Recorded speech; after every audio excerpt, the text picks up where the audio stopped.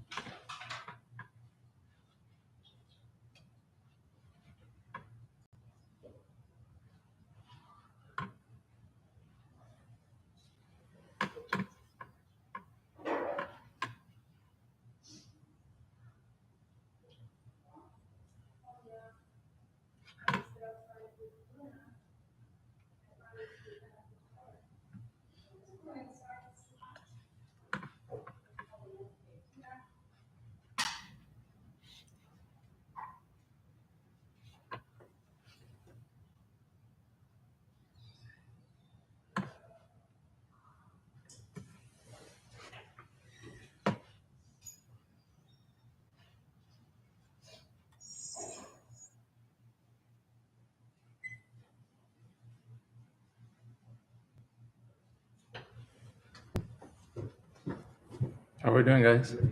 Good. You ready? Need anything from me? What you can think of? Do you want this one? Because I have your PowerPoint. You have it? No. Oh, okay. Oh, This is the one. Unless you want something No, different. that's fine. That one's fine. Yeah, that's good. Perfect. Then I'll give you that. That way, whenever you're ready and we get. Sound good? Good. Good to see you, sir. Russell.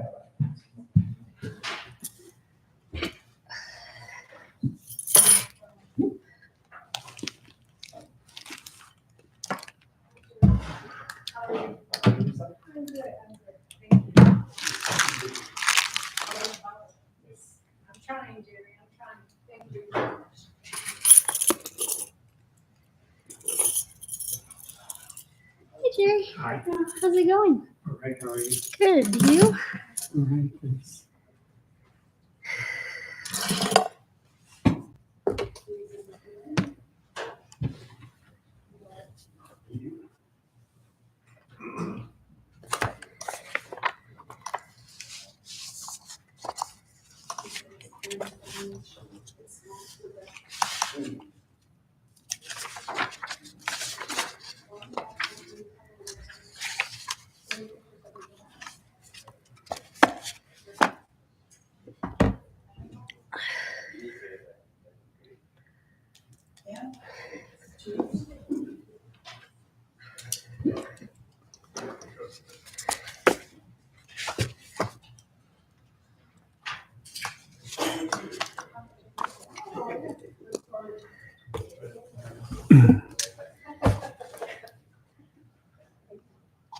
Hi.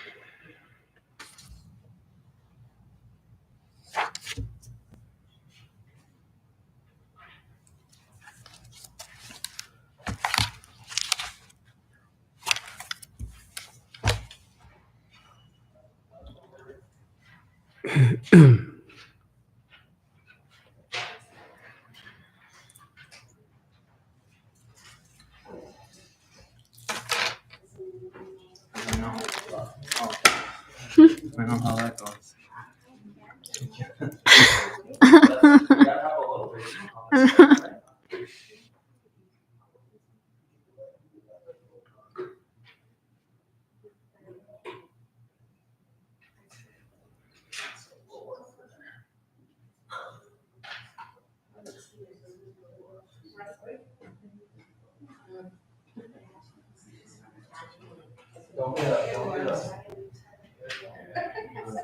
And you? It's so good to see that everything, you know, so.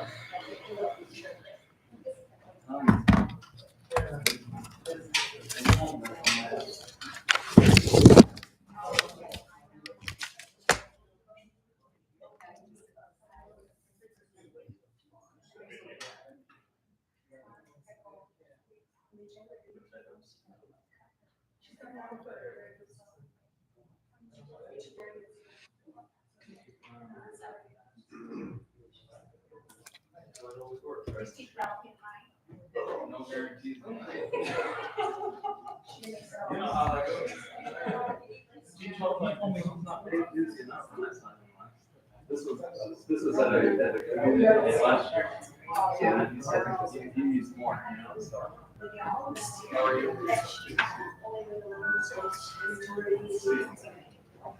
Yeah, I do.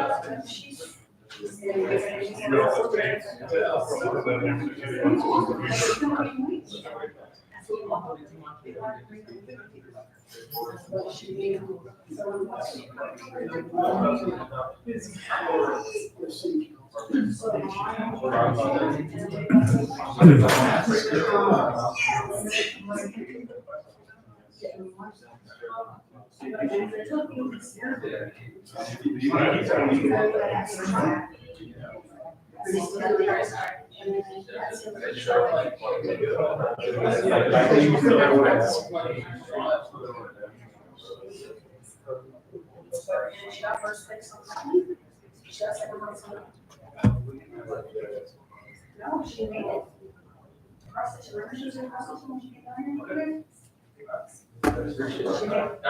all have that great thing. I don't have little by little.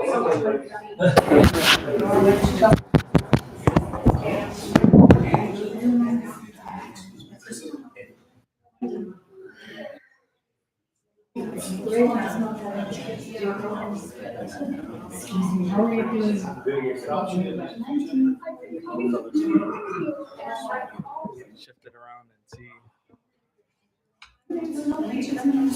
Doesn't work.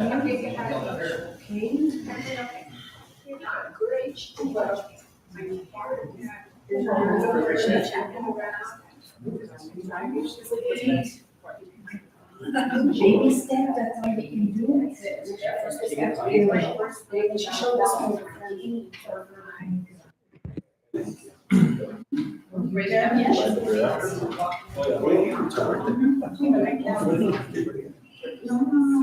She come and say,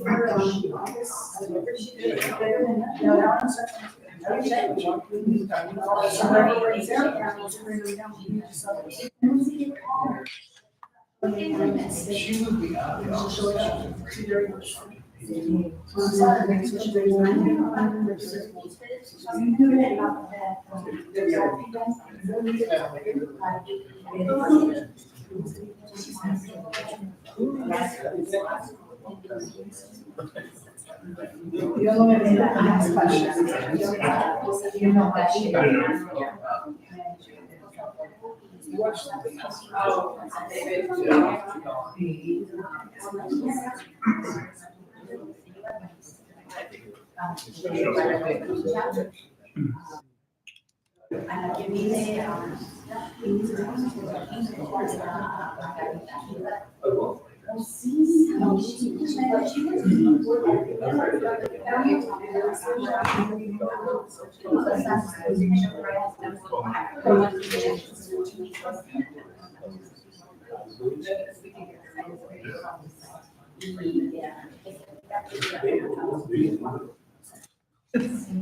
She's coming to look at, get us more. We want to see sisters. I don't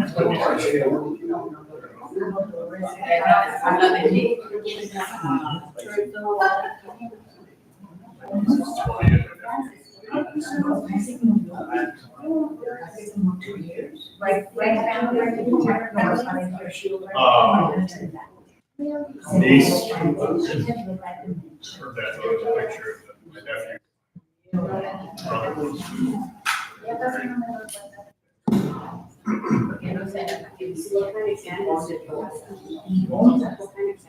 You're probably actress.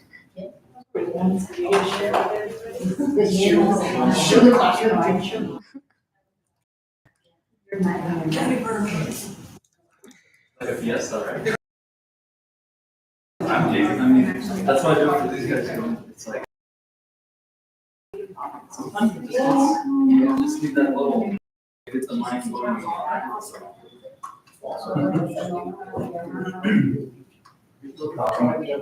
Yeah.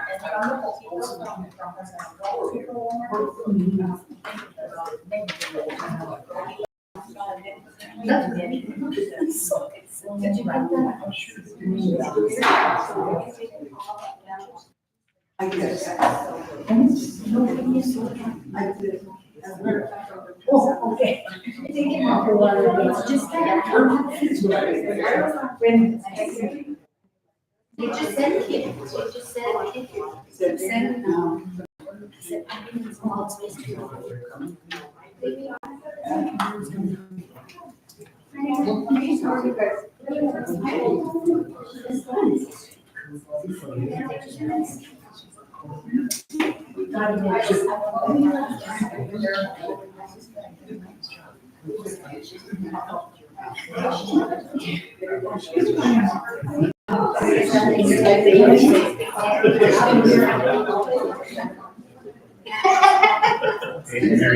Mary.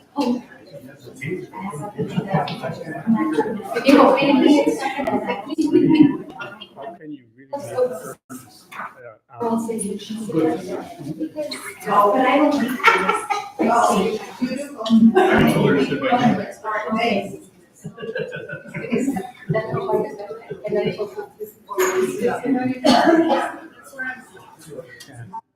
Wish it was cleaner, but it's.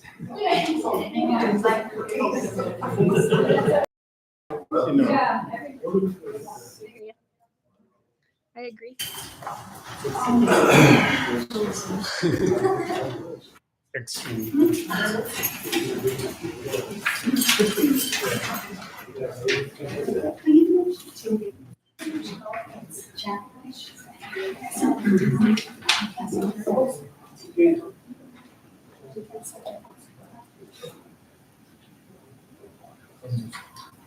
Yes.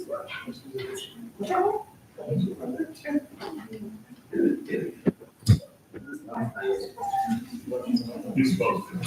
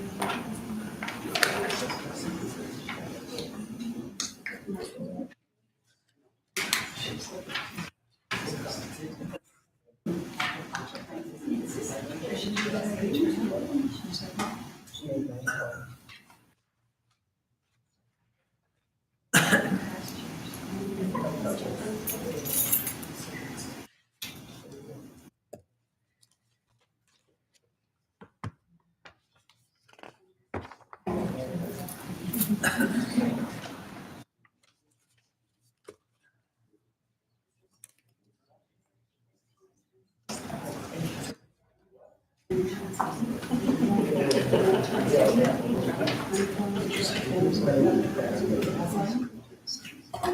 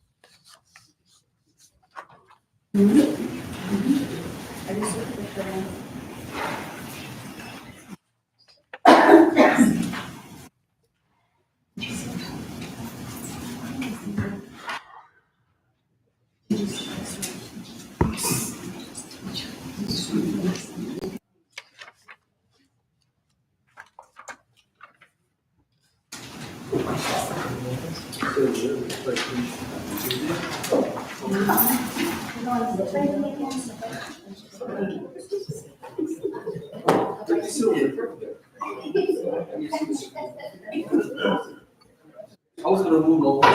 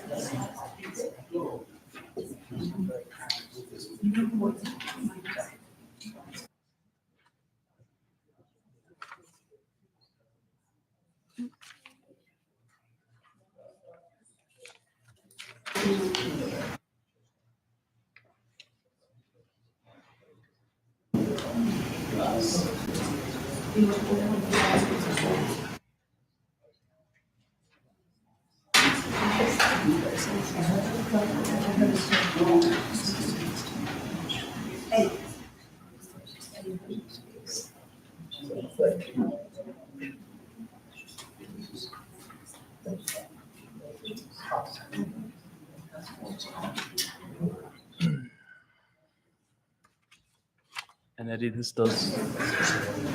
So whenever we get to that point, get the mouse where it needs to go.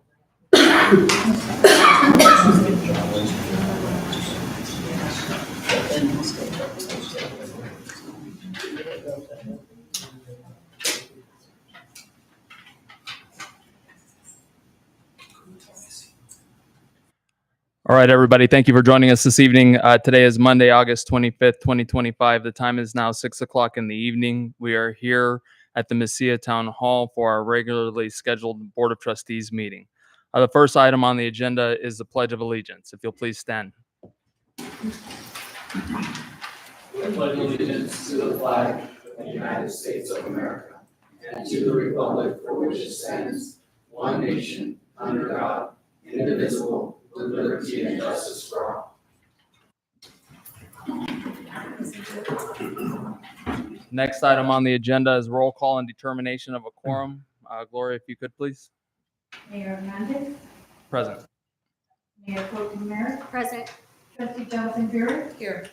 Trustee Nevares, Present. Mayor, we have a quorum. Thank you very much. And just for the record, Trustee Cadena is still out of town and will be returning by the next meeting. So just a heads up on that. Next item on the agenda is changes to the agenda and approval. So moved. Second. Motion on the floor by Mayor Pro Tem Merrick, seconded by Trustee Nevares. And I do have a change that does need to happen to the agenda, which is the removal of items 8 and 9 from the agenda. Are there any other amendments to the agenda? If there are no other amendments, Gloria, if we can have a roll call for approval of the agenda as it has been amended with the removal of 8 and 9. Mayor Pro Tem Merrick, Yes. Trustee Johnson Burr. Yes. Trustee Nevares, Yes. Mayor, the roll call, 3 yes. Thank you for approval of the agenda as it has been amended. Next item for approval is approval of the consent agenda that does include the BOT meeting minutes from August 11th, 2025, and approval of purchase order for Souter Miller and Associates for our water well and tank design in the amount of $131,755.51. So moved. Second. Motion on the floor by Mayor Pro Tem Merrick, seconded by Trustee Johnson Bjork. And unless there's objection or discussion, the motion will carry as it's been approved. Thank you for approval of the consent agenda that does include the BOT meeting minutes for August 11th, 2025, as well as the approval of purchase order for Souter Miller and Associates. Next item on the agenda is public input on the cases. This is where we allow the public to come up and give input on the cases that are being heard this evening. If you wouldn't mind, if you have input, please step to the podium, state your name for the record.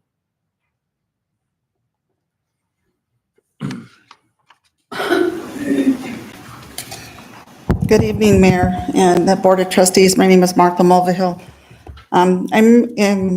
Sorry, I'm a little nervous. I am speaking in regards to the PZAC meeting on August the 19th, 2025. With all due respect to the Board of Trustees, Mayor Hernandez, Mr. Salazar, and the staff and audience, this is in regards to the proposed Bernal subdivision. I would like to express my thoughts. First and foremost, I would like to say I do not oppose of the subdivision. However, at the PZAC meeting, this subdivision was introduced by Mr. Salazar as a proposed subdivision. When Mr. Bernal presented the case, he also presented it as a, quote, full-blown subdivision.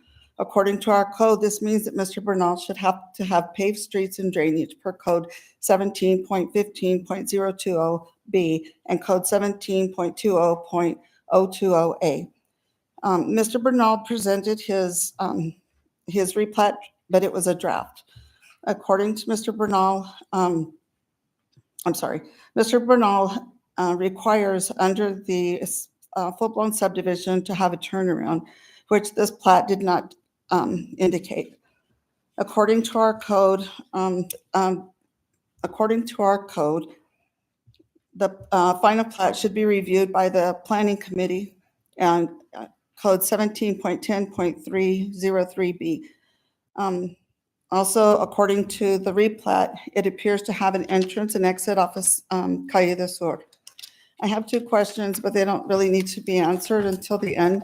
One of them is, will the final plat come back to PZAC or is it going to go to BOT? During the discussion, I asked for a condition to be added to the motion, which would say,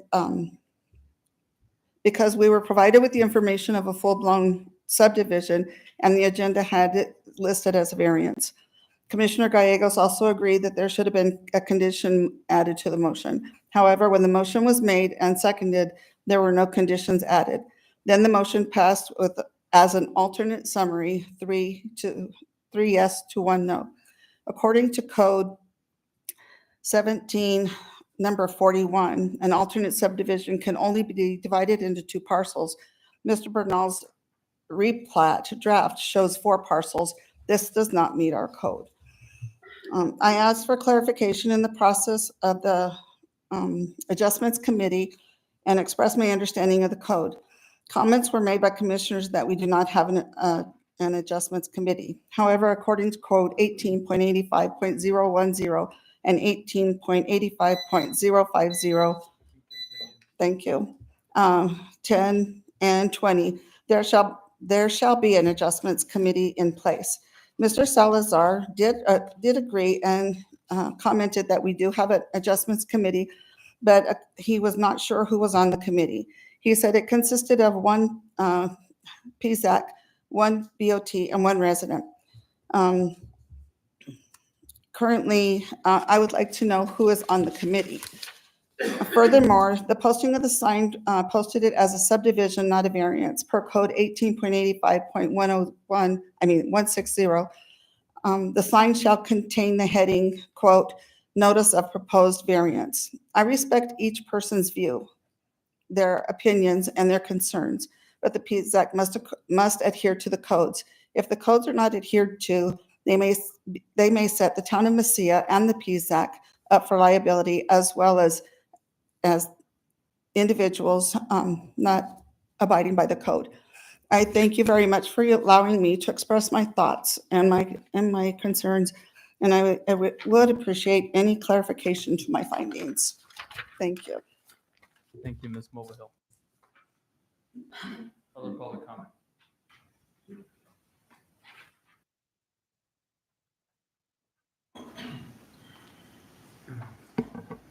Rebecca Segovia, 2928 La Mesilla Circle, and my daughter will be reading my letter. As you prepare to vote on San Bernal's request for a subdivision, I ask you to pause and consider the full impact of your decision. This is not simply about one family's plans, it is also about ensuring that the town of Mesilla respect the rights of all its residents. The special warranty deed in your packet applies to Mr. Lowry's property on Calle del Norte, tract USRS 11B-30. My property, USRS tract 11B-59, is not included. Mr. Salazar also included an easement and maintenance agreement for tract 7, signed only by Fajardo and Shelton, not Mr. Bernal. For more than 20 years, the conditions of that agreement have been ignored, which should render it null and void. The 10-foot easement mentioned in Mr. Salazar's notes also applies to a utility easement behind tract 7. It does not apply to my property. Despite this, Mr. Salazar continues to treat my land as if it can be taken and used for a subdivision without my consent. Let's not forget, the town of Mesilla itself once declined ownership of this property when Mr. Lowry offered it because the town did not want the cost or responsibility of maintaining it. Yet now I am expected to shoulder these very costs so that San Bernal can profit. At the last P&Z meeting, a member of the Lowry family spoke of Mr. Lowry's intent that the property be shared, which was never told to me by Mr. Lowry when he offered me the property. But that same intent also made clear that tracts should not be decreased in size, something conveniently left out whenever this proposal is presented by Mr. Salazar. I want to be very clear. I am not against families passing property down to their loved ones. What I am against is rules being bent for some while others are forced to carry the burden. Our codes and ordinances exist for a reason. They must apply equally to everyone. Amy and Bill Abruzzi have been using my property to reach tract 7 because they truly are landlocked. Mr. Shelton has continued to access the shop behind his home using my property as well. These were small, limited uses, 1 or 2 vehicles a week. This is a far cry from what is being asked now. A subdivision would bring multiple cars every single day onto my land, and yet alone I will be responsible for maintaining it. I have cared for this 30-foot strip for years, cleaning trash, pulling weeds, and maintaining it with no help from anyone. To now be told it can simply be used for a subdivision is not only fair, it is discouraging. As the deed owner, I have not given Mr. Bernal permission to use my property, yet the process so far makes it feel as though my rights and voice do not matter. Mr. Salazar, in particular, has presented this proposal as if the municipal court can be set aside when convenient. This should not be how decisions are made in Mesilla. I urge you to ask yourselves, if this were your property, your time, your money, and peace of mind at stake, would you want your rights dismissed so easily? I am asking you to uphold fairness, honesty, and the law. Please do not let this subdivision move forward at the expense of a resident who has protected and cared for what is rightfully hers. Thank you for your time. Thank you, Ms. Segovia. Other public comment?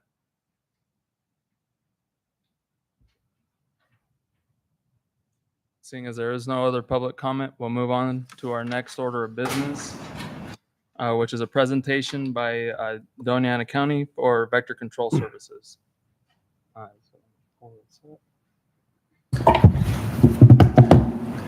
Good evening, Chair, trustees. My name is Robert Herrera. I am the Director of Facilities and Services for Doña Ana County. We are here to give a small presentation on a brief overview of the vector services that we provide town of Mesilla and answer any questions after the presentation. I do have some members of my team here, Orlando Casas, Eddie Ortiz, and Henry Ramos, who are vector control technicians. And thank you again for having us. At this time, I will turn it over to Mr. Casas for the presentation. Good evening, Mayor, Chair, Trustee. My name is Orlando Casas. Been with Doña Ana County for 17 years with the department. Just got promoted to the supervisor, so kind of excited about this. Well, let's get into it and let's talk about vector control. I'll press it for you. Okay, introduction. Our vector control program is a public health initiative aimed at managing and reducing the population of vectors, which are organisms such as mosquitoes, ticks, rodents, and other pests that can transmit diseases in humans. This program is essential for preventing the spread of vector-borne illnesses like malaria, Lyme disease, and West Nile virus. Services provided to the town of Mesilla are primary for combating mosquito population. Our treatments that come with our vector control program,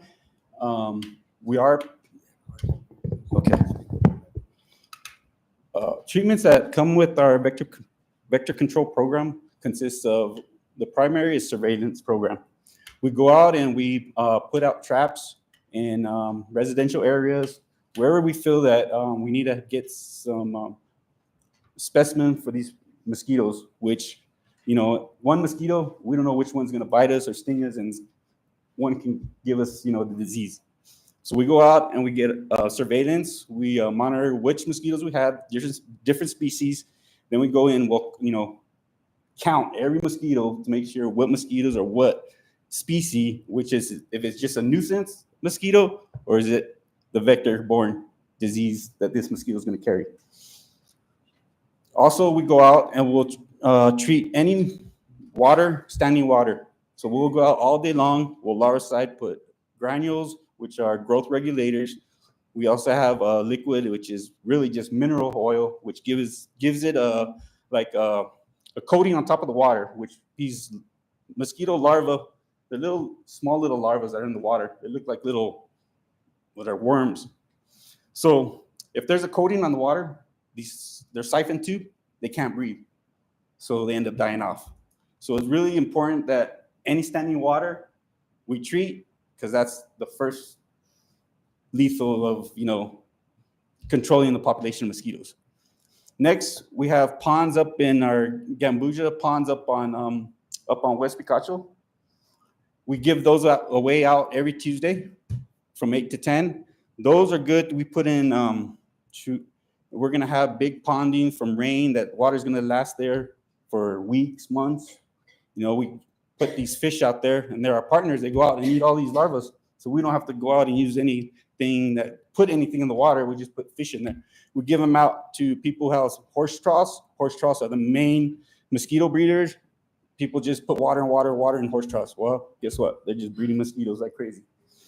So these mosquito fish help us a lot. Our last method of treatment would be pesticide application would be our fogging, which is our adulticiding.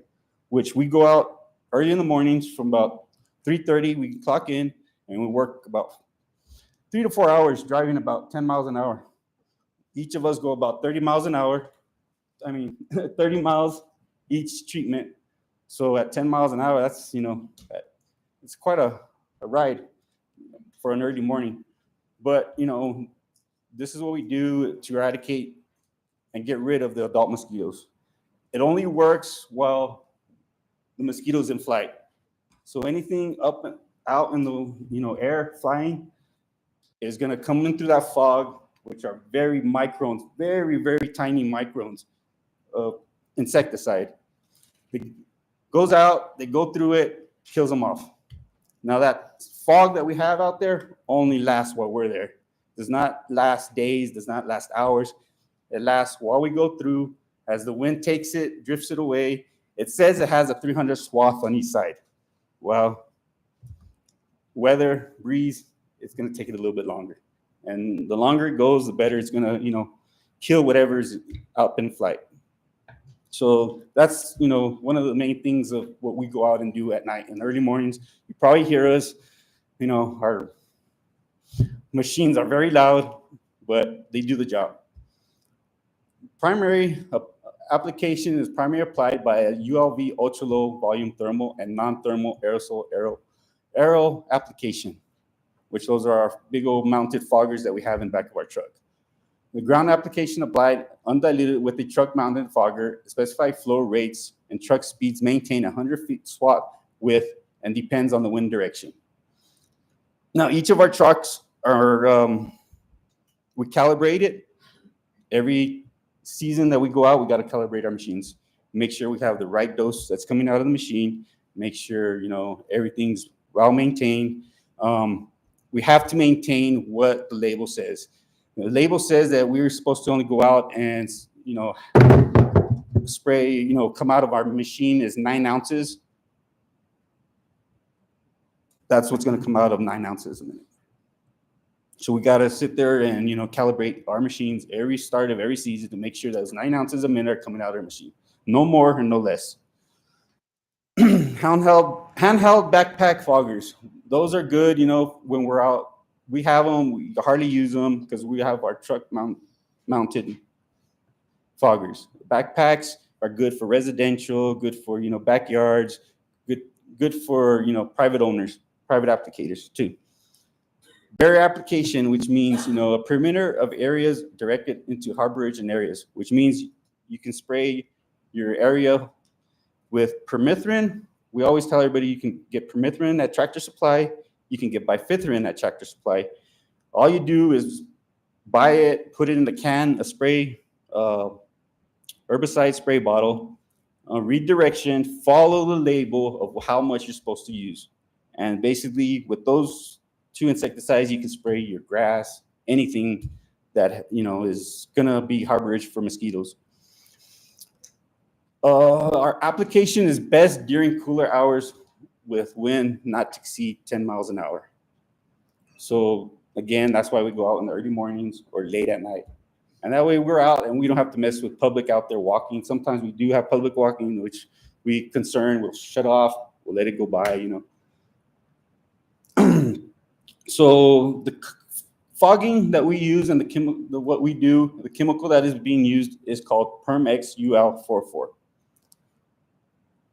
All it is 4% permethrin and a PBO, piberenyl butoxide, 4% of that, which the PBO is just an enhancement for the permethrin as a better knockdown to help the permethrin do its work.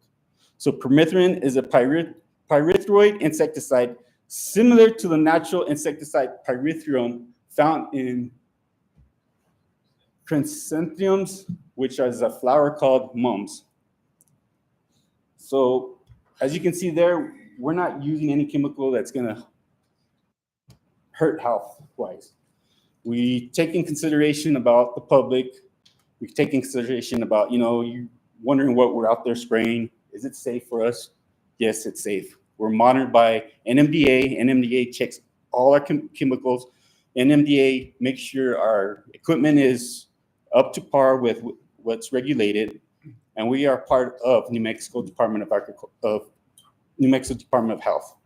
So anything that comes through New Mexico Department of Health, if there's a West Nile outbreak, we will get notified.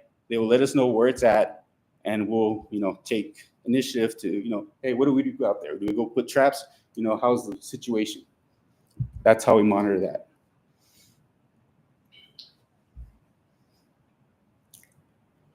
Oh, you want to go back and play that video, please? Thank you. So this is just an example of what the truck looks like, what it does.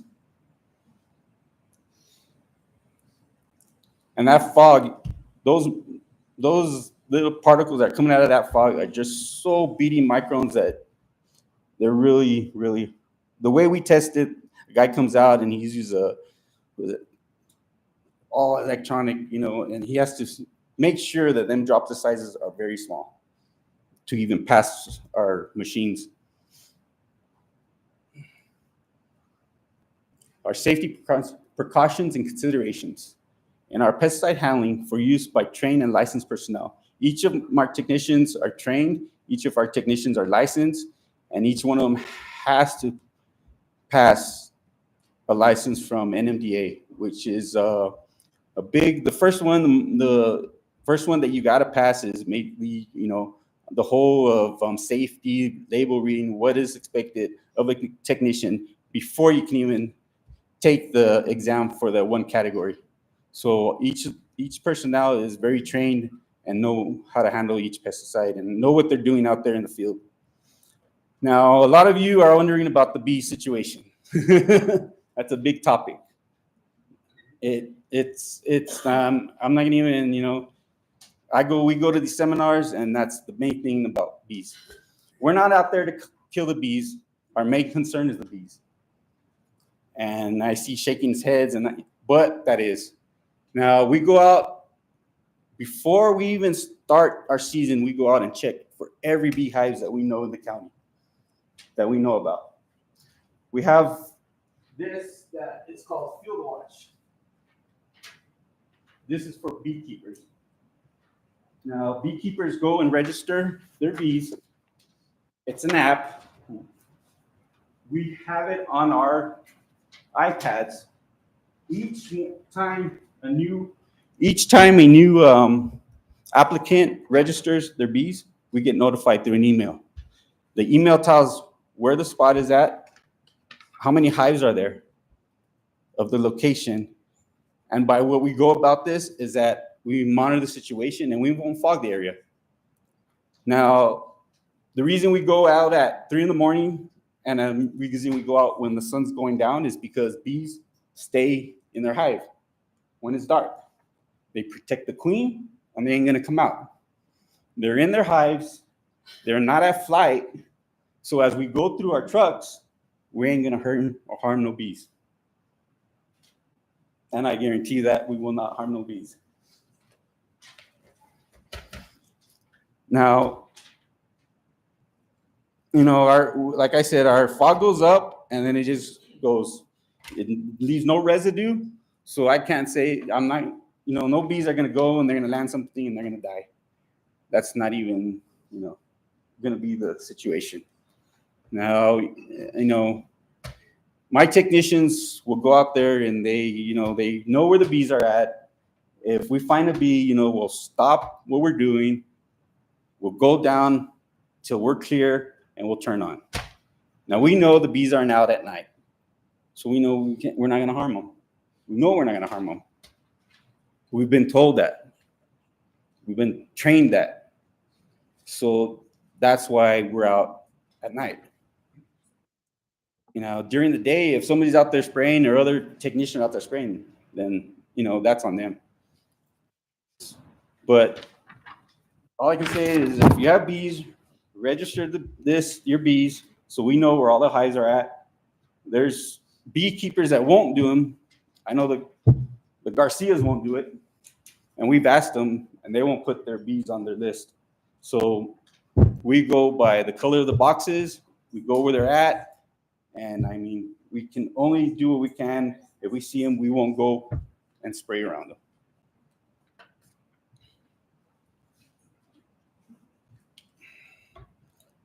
asked, so don't mention my name. Excuse me? You never asked at RCS, so don't mention my name again.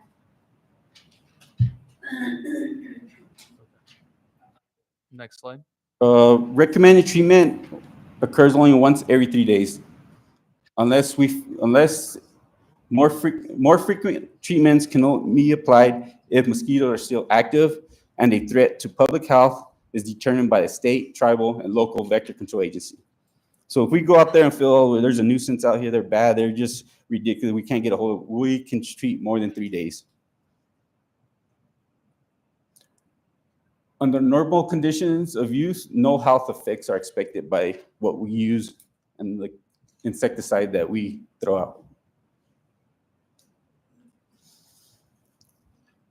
Our summary on Permex Ultra Low 44 is an effective tool for mosquito and flying insects. Control when used according to the label and regulations. Safety for applicators, the environment, and public are always a priority. Our applications process are regulated by the New Mexico Department of Agriculture and applied by trained and certified applicators.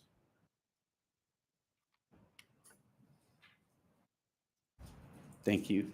We'll take some questions if anybody has questions. Thank you for that presentation. Trustees? I think you answered a lot of questions. I've had questions from residents about the health concerns about Right. their pets. Health Right, concerns. But I think I guess you spoke to that. Thank you.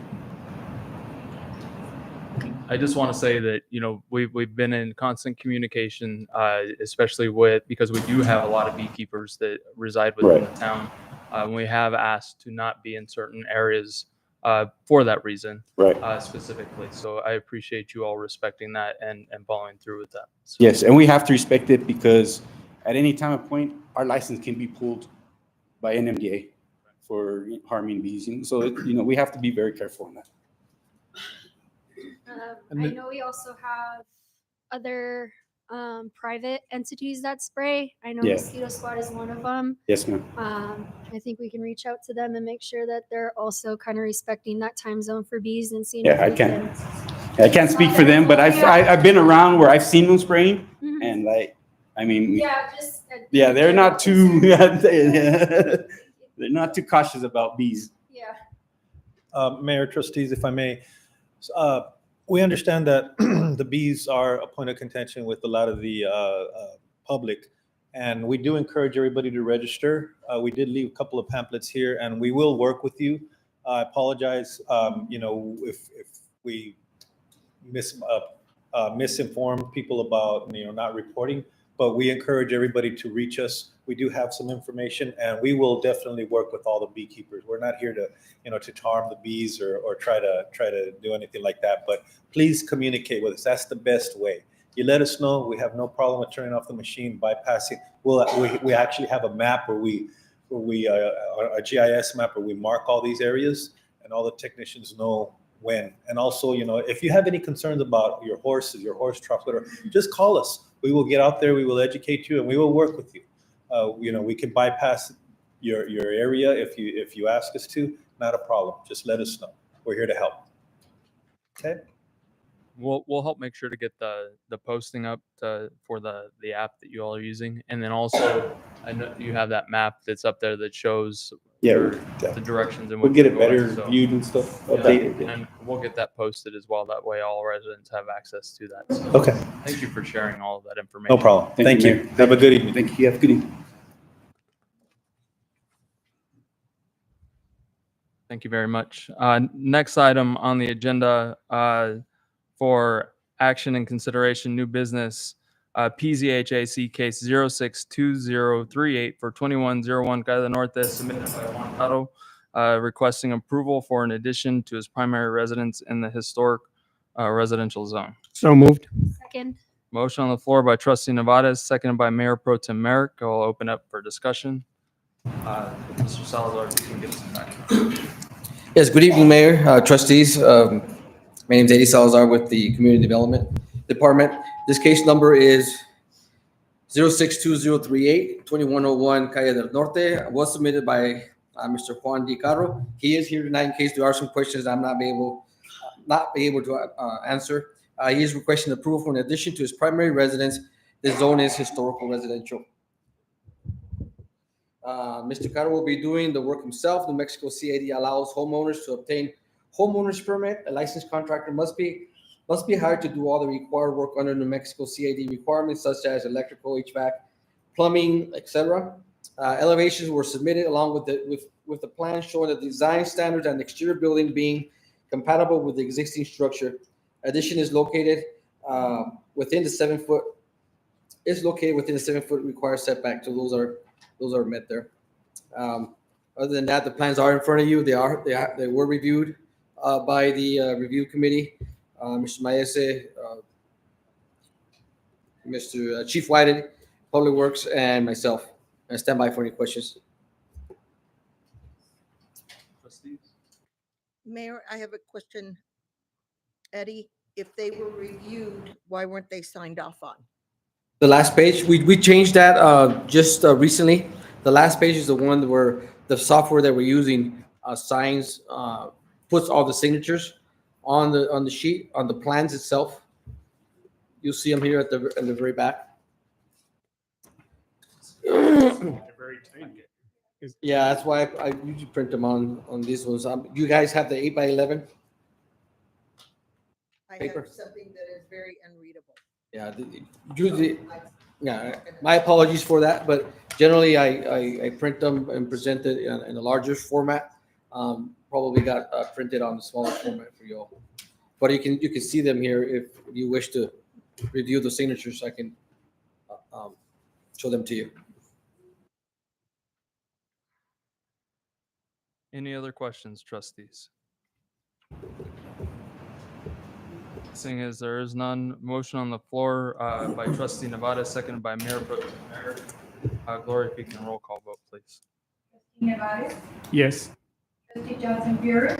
Unfortunately, no, because I can't read the signatures to verify that it has been approved, reviewed and approved by the parties involved. Mayor Pro Tem Merrick. Yes. Mayor, the roll call is 2 yeses and 1 no. Thank you for approval of PZHAC case 062038 for 2101 Calle del Norte. Next item on the agenda is PZ. Mayor, I'm sorry, I did have a quick question, and you might have to refresh my memory from the last meeting. And my apologies, I should have asked this earlier. The well purchase order. Is it not in the packet? It was, but refresh my memory that that's what you were going to provide to us at this meeting. That wasn't in the last meeting. Right? Because I'm not seeing it on the agenda. It's Oh, it's support, I see it, never mind, we did the consent. 4B. Okay, thank you. Just wanted to make sure that, yeah, it was my error, thank you. Yes, ma'am. Next item on the agenda is PZHAC case 161940 for 2615 Calle del Sur, submitted by San Bernal requesting approval of a subdivision for his property in the historic residential zone. So moved. Second. Motion on the floor by Mayor Pro Tem Merrick, second by Trustee Nevades. We'll open it up for discussion. And Mr. Salazar, if you can give. Yes, sir. Mayor, trustees, again, this case number is 061940. It is for a subdivision request at 2615 Calle del Sur, submitted by San Bernal requesting approval to subdivide his property. The zone is historical residential. If you look at the, let me see if I can navigate here. And the second page, there is a table of contents that I'll be referring to throughout the presentation or the summary of this case. On the very last one to the very last plat, that's going to be on page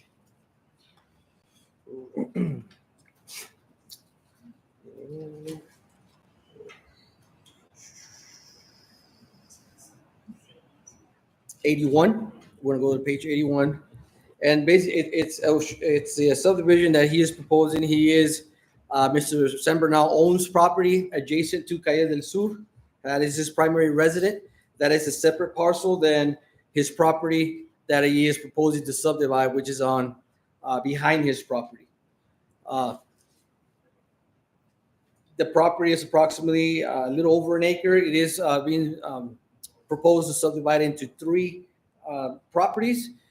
Let me just get here if I don't get distracted.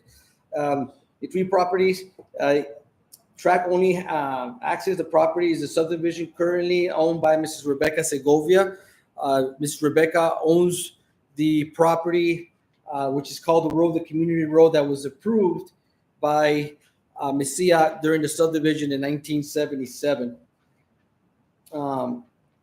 Soon I get it. A lot of pages. I apologize.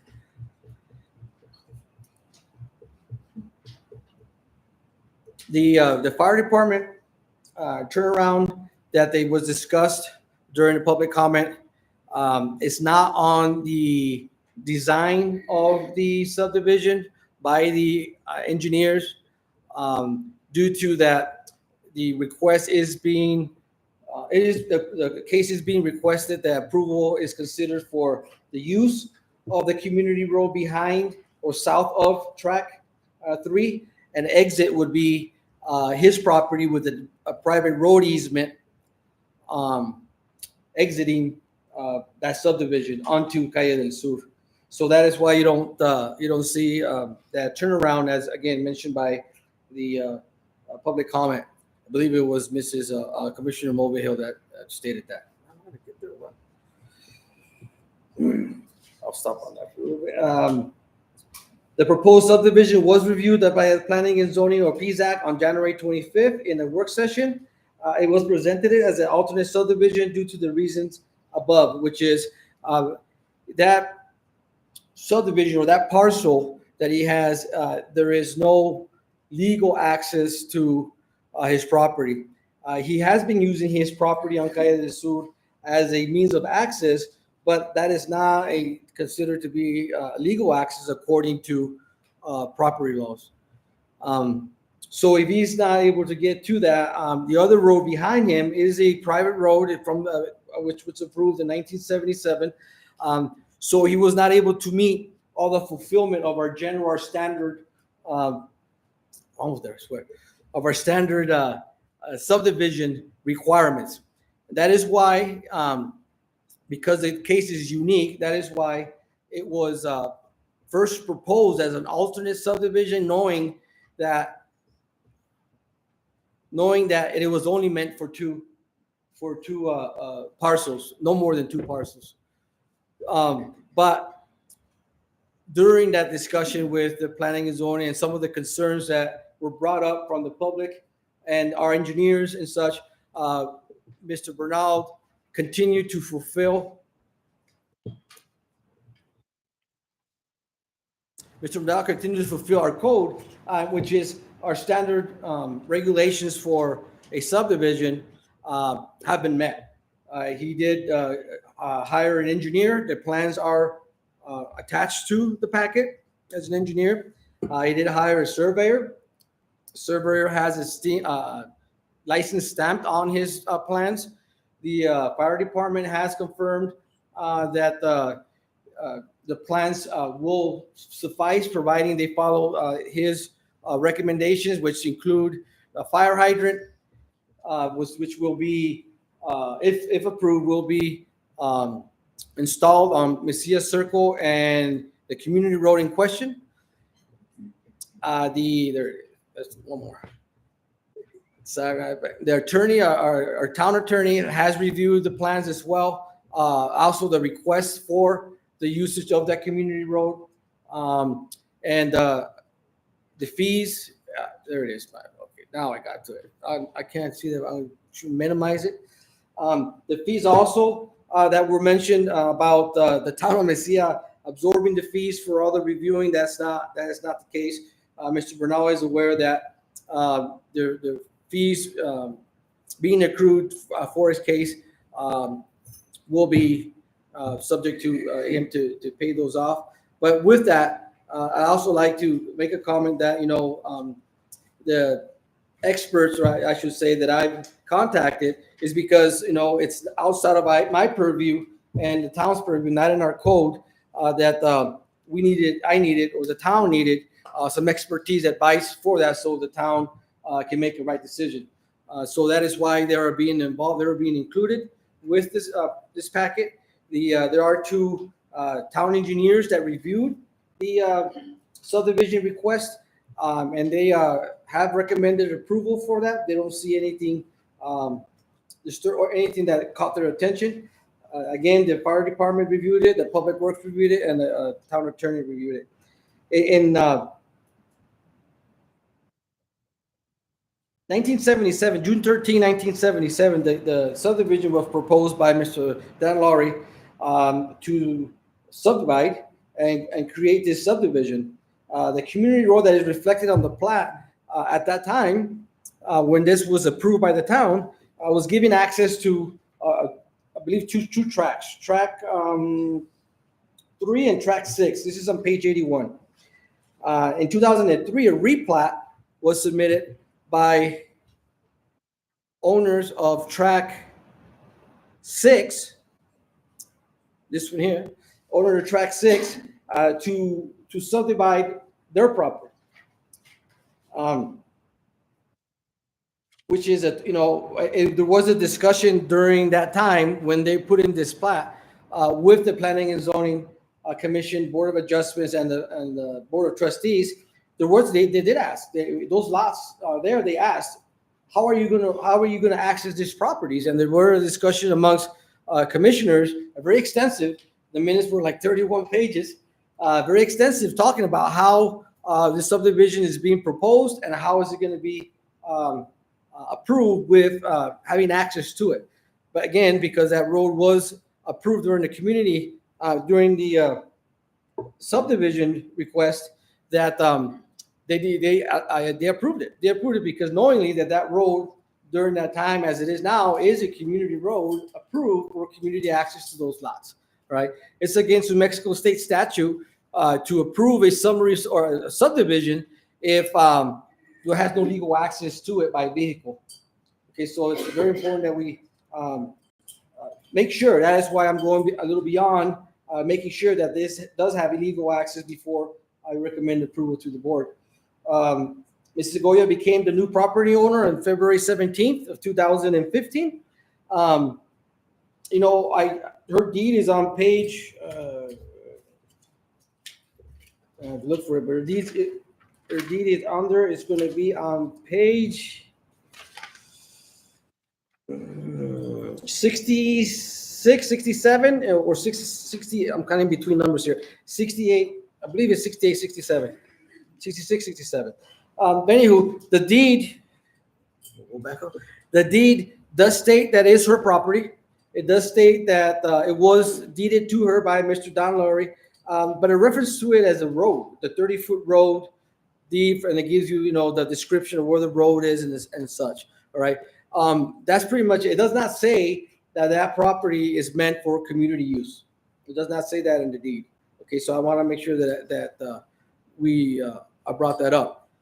Mr. Sam Bernal's deed, whenever he bought that property. I don't recall when he bought it off the top of my head, but that back parcel that he's proposing to subdivide, it used to belong to Mr. Woods, right, at the time. And Mr. Woods was the owner of that property, and there's a structure on that property that was using that road, community road, for access to that property, right? And this was before Mr. Sam Bernal bought it. So the argument is if that property had already a access point, what's the difference between one owner and the other owner, right? I mean, it should be the same.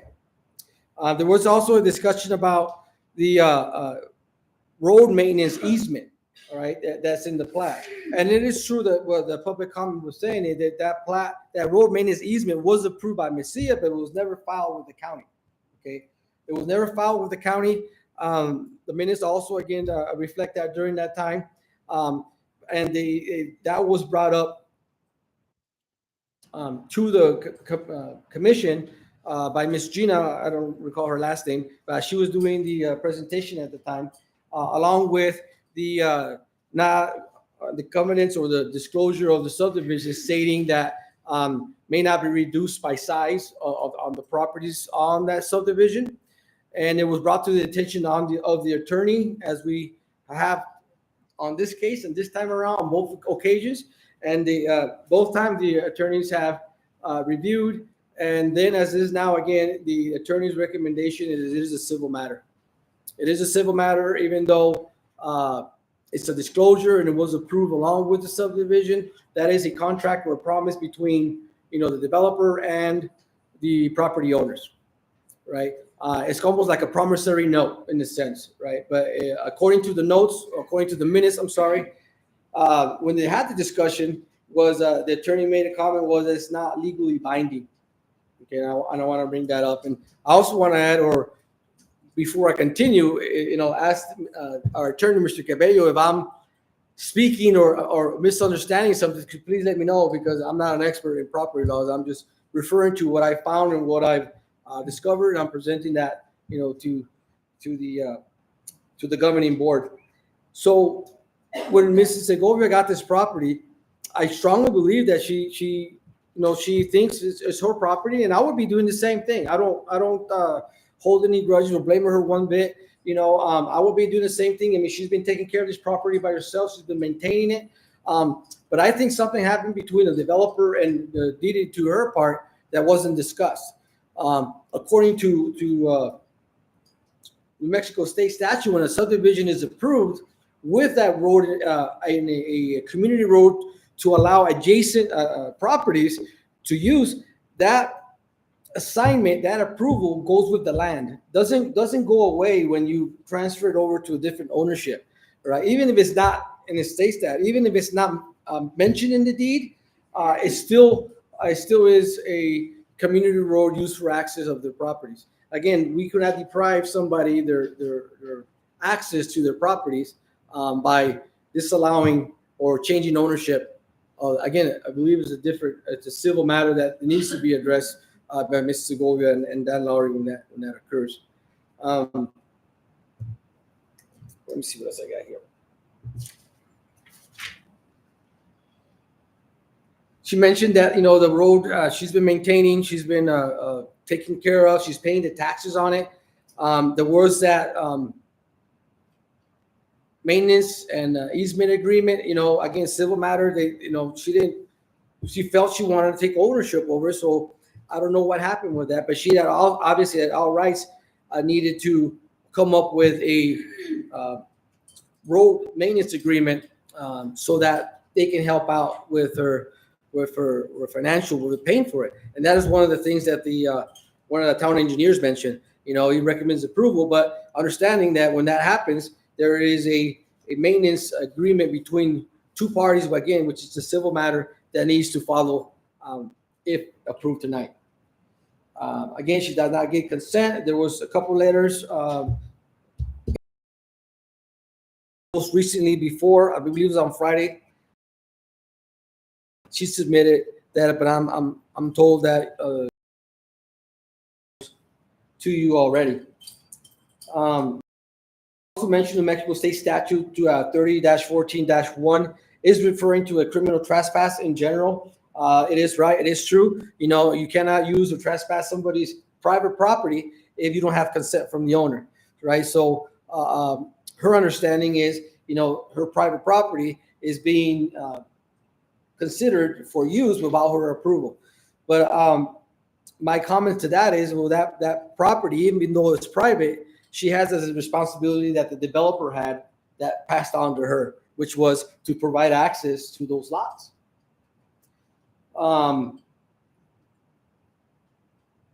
Mr. Bernal hasn't used, it wasn't part of that maintenance agreement for that road because he had no plans at the time when it was filled out to use it. I didn't get the dates, but at one time Mr. Woods owned it. Now he owns it. He didn't have any plans to use it back, so he used it. He used access to it from his front of the property, which is fine because that's just is a prerogative. But legally, on paper, for us to approve, it needs to be on paper. It needs to be shown on a subdivision or a replat of some sort to consider it to be not landlocked. The variance process that was mentioned by Commissioner Moverhill and a couple other times by some other comments by the public is the variance process. There's two types of variance process in our code. And again, another one of the things that I looked out or seek guidance from our attorney is it seems to get confused that Title 18 and Title 17 is the same process, and it's not. Title 18 is land use. Land use is what happens when, you want to build a house, you want to, those kinds of things. And there is a specific process to follow when there is a variance request. And I think that is what Ms. Segovia and some of the public are getting confused, is that process was not followed, right? And I think that is why, again, but on Title 17, there's specific on there, various requests is reviewed and approved by the planning and zoning, right? So there's no need to go or to have gone through a Board of Adjustments meeting and approval for a variance in that sense, right? Whenever you submit an application for preliminary plan and it gets reviewed, if there are any variances that you want to request, those are that have been, it's in your packet, included in writing, and state why you are requesting that. And the only variances that Mr. Sam Bernal is requesting is the paved road and the sidewalks. The storm drains, the drainage and all that is being installed according to the plans from their engineer, although it's not necessary because it is a gravel road. It's not a hard surface, it's porous. So having a subdivision, having a road there will not affect the drainage because it's not paved and there's no sidewalks. So, but even then, Mr. Bernal recognized there is a flooding problem. Sometimes they're in the back amongst all those properties.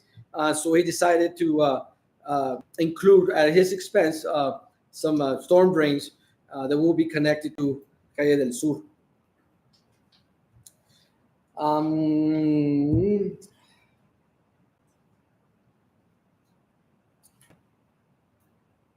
According to Mr. Shelton, there is his testimony from our planning and zoning meeting that we're hearing, and also a letter that he submitted.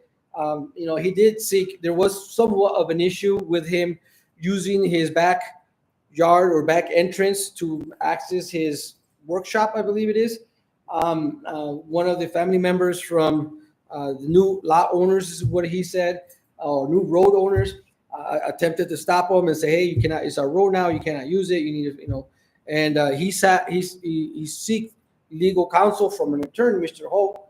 The letter is in your packet, and he specifically outlined and sent the letter to Ms. Segovia stating that that road was approved as a community road and it gives legal access to adjacent properties. And in detail, he mentioned Sam and Beatrice Bernal. Right, so this already has been through, legal counsel on Mr. Shelton's behalf.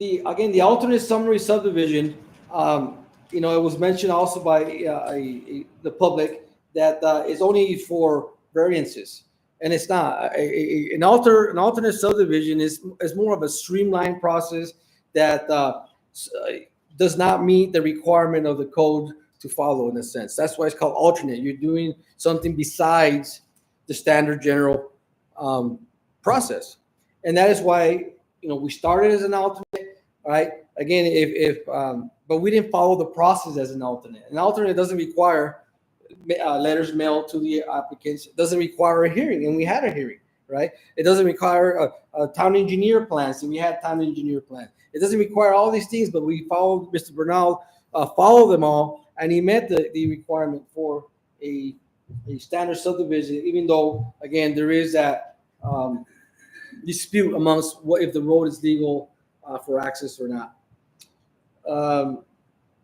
I do have here some copies of Commissioner Moverhill's comment. I did bring it to hand it to you, but it looks like she read it already. Those should be already in the minutes. Other than that, I stand by for any questions. One second, trustee, real quick. As Mr. Salazar mentioned, Ms. Segovia did bring in a letter to the Board of Trustees as well as the mayor on dated August 21st, 2025. And I meant to bring that up during the public comment to be added into the record. So for the record, I'll hand it to Gloria so that that is read into the record as duly noted by Mr. Salazar. So. Trustee Dunsinger, sorry. That's okay. Thank you, Mayor. So you gave a very extensive, lengthy summary, but per 17.10, will the subdivider or his or her representative be conducting the presentation? He has asked to speak after I gave a summary of the extensive case because it's pretty complicated because we're dealing with a unique case that wasn't finished by a subdivision before. I just want to know if he will be presenting. Yes, he is, but again, I think because there is a lot of liability on this case that the trustees were well informed. Thank you. So I have several, of course, comments and questions. I guess my first question is, knowing there's no approved ingress or egress, how is this brought up to planning and zoning, ultimately approved 4-1, and then brought 3-1, yeah, Thank the you chair very does. much. My apologies. Brought forward to us. It seems to be much more, this road issue should have been figured out before it came to us, because we still don't have proof that there's gonna be a road that's accessible. So I guess I'm asking you what your rationale was to put the cart before the horse when it stated all through the packet that it's private road. So what was your thinking? My thinking on that, along with the commissioners that reviewed the code extensively, is that there is proof. There is proof. It satisfied our thoughts, the commissioner as myself. And you're a real estate attorney. I'm sorry? You're a real estate attorney? No, but I do have an attorney that gave me that that opinion or that recommendation. And that's not in our packet either, What is that? his opinion. It wasn't on the packet, but the P&Z reviewed it and it was included in their packet. We didn't get it. Okay. Understandable. But there is an attorney here now that if you need, you can ask him any questions you like. Okay, so let me start off with my comments and what is very concerning to me. I have no problem, again, like the commissioner said, having someone divide his property. But if we start on the board action form from P&Z, it states, Mr. Bernal will be accessing, my apologies, community road south of the parcels. However, it's stated it's a private road. Then we're talking about the alternate summary. So again, the deviation from subdivision to alternate summary procedure, which the paperwork is so inconsistent. And here it is. The reason for deviation is because the private road. So I'm assuming that that's Mrs. Segovia's Correct. property. So you state their private road. Yes. Again, in the board action packet states alternate summary subdivision. Then it talks about a regular subdivision. Again, my concern, and I'll bring up the fire chief, and put him on the spot shortly. I just don't think this board needs to be making a decision on a property dispute. I don't think it should have ever come to us before this was solved. One question I also had, Mr. Salazar, was, again, the board action form says alternate summary, but we have a subdivision application dated March 26, 2024.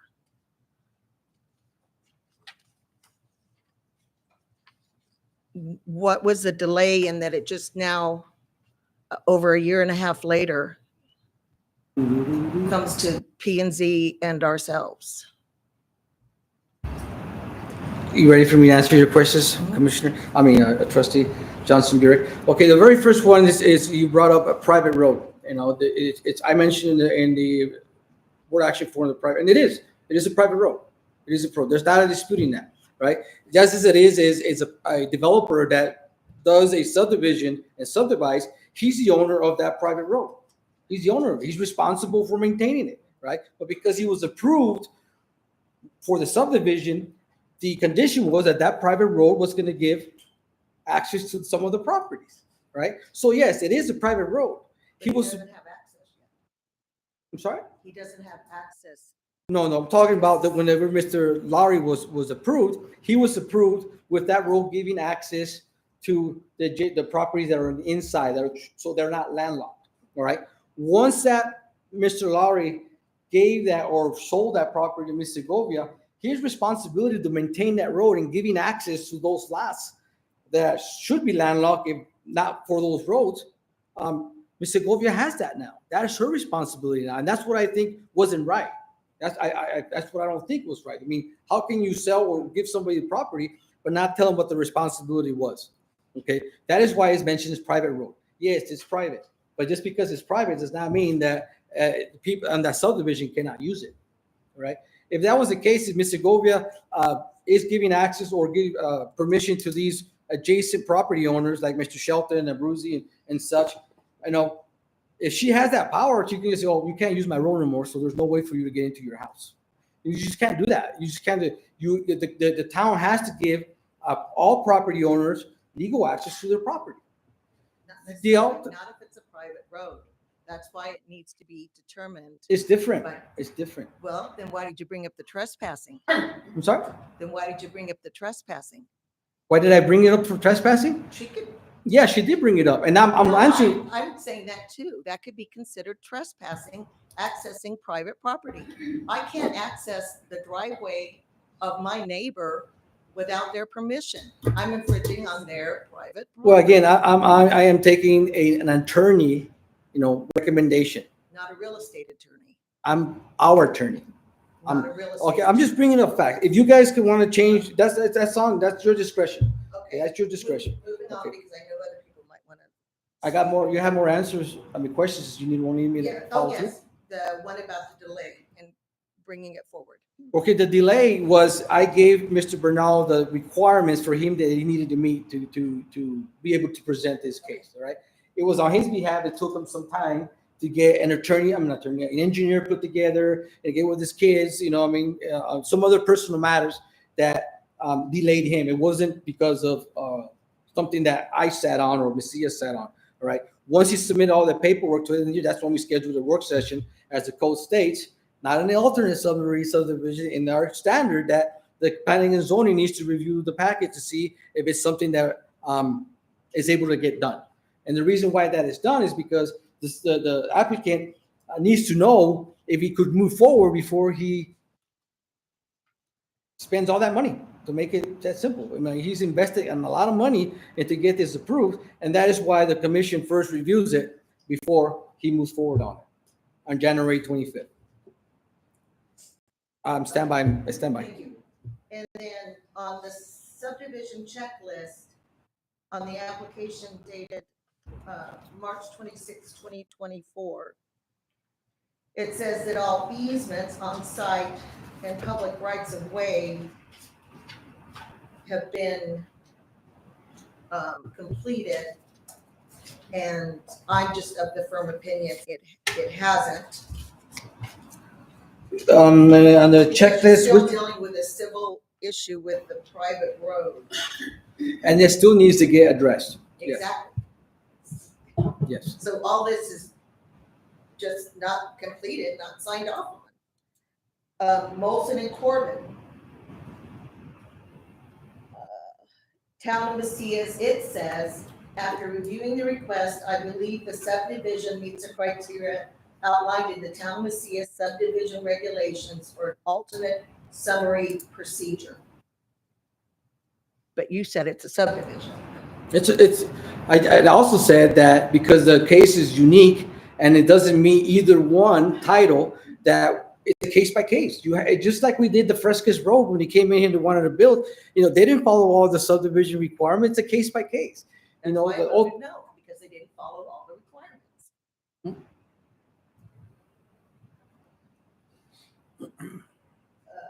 Molson and Corbin further goes on to say,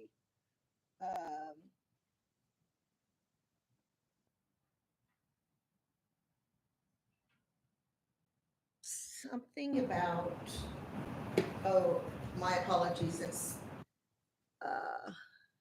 Souter Miller and Associates. They mentioned the private road. They state main access will be on Mrs. Segovia's road. Who are they and who are we to make that kind of assumption or state? We don't have that kind of power. I know you're saying we do, but I am not going to impinge on what I've seen and what Mrs. Segovia has presented. And then here we go. Souter Miller and Associate, fire protection, pending. Easement recording, pending. And they asked, all this stuff is pending.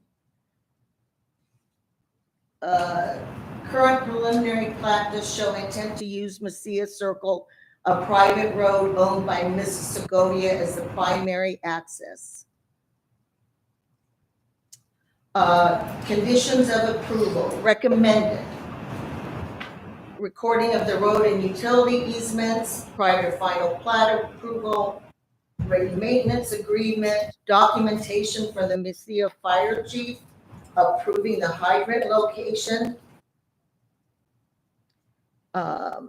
If it meets the procedural requirements of the town's Macias subdivision ordinance, provided that the above conditions are satisfied.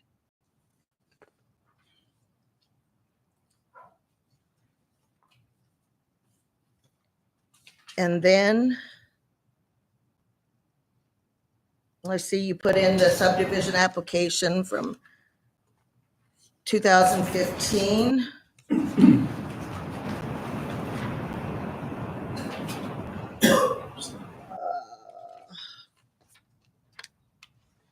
There was an email text.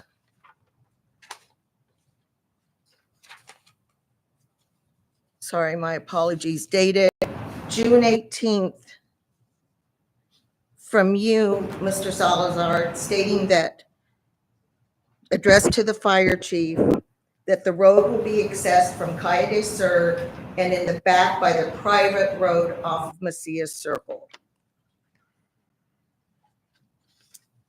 And again, that's where I have a problem. Until that civil issue is settled, we don't have the right to be making those kind of decisions. A lot of hidden text.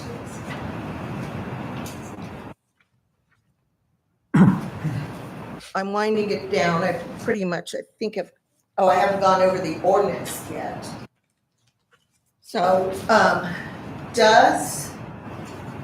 and this is probably for the fire chief, does the private road meet the new fire requirements per the new standard?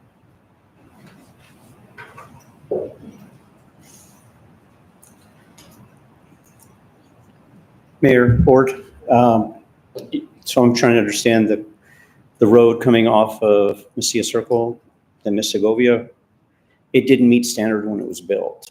And that's the problem. That's what I thought. So, I guess trying to get ahead of where you're talking about right now is that I'm thinking of a safety. the problem is that there's not, the road is functionally, according to engineers, can support a truck, but there's no turnaround.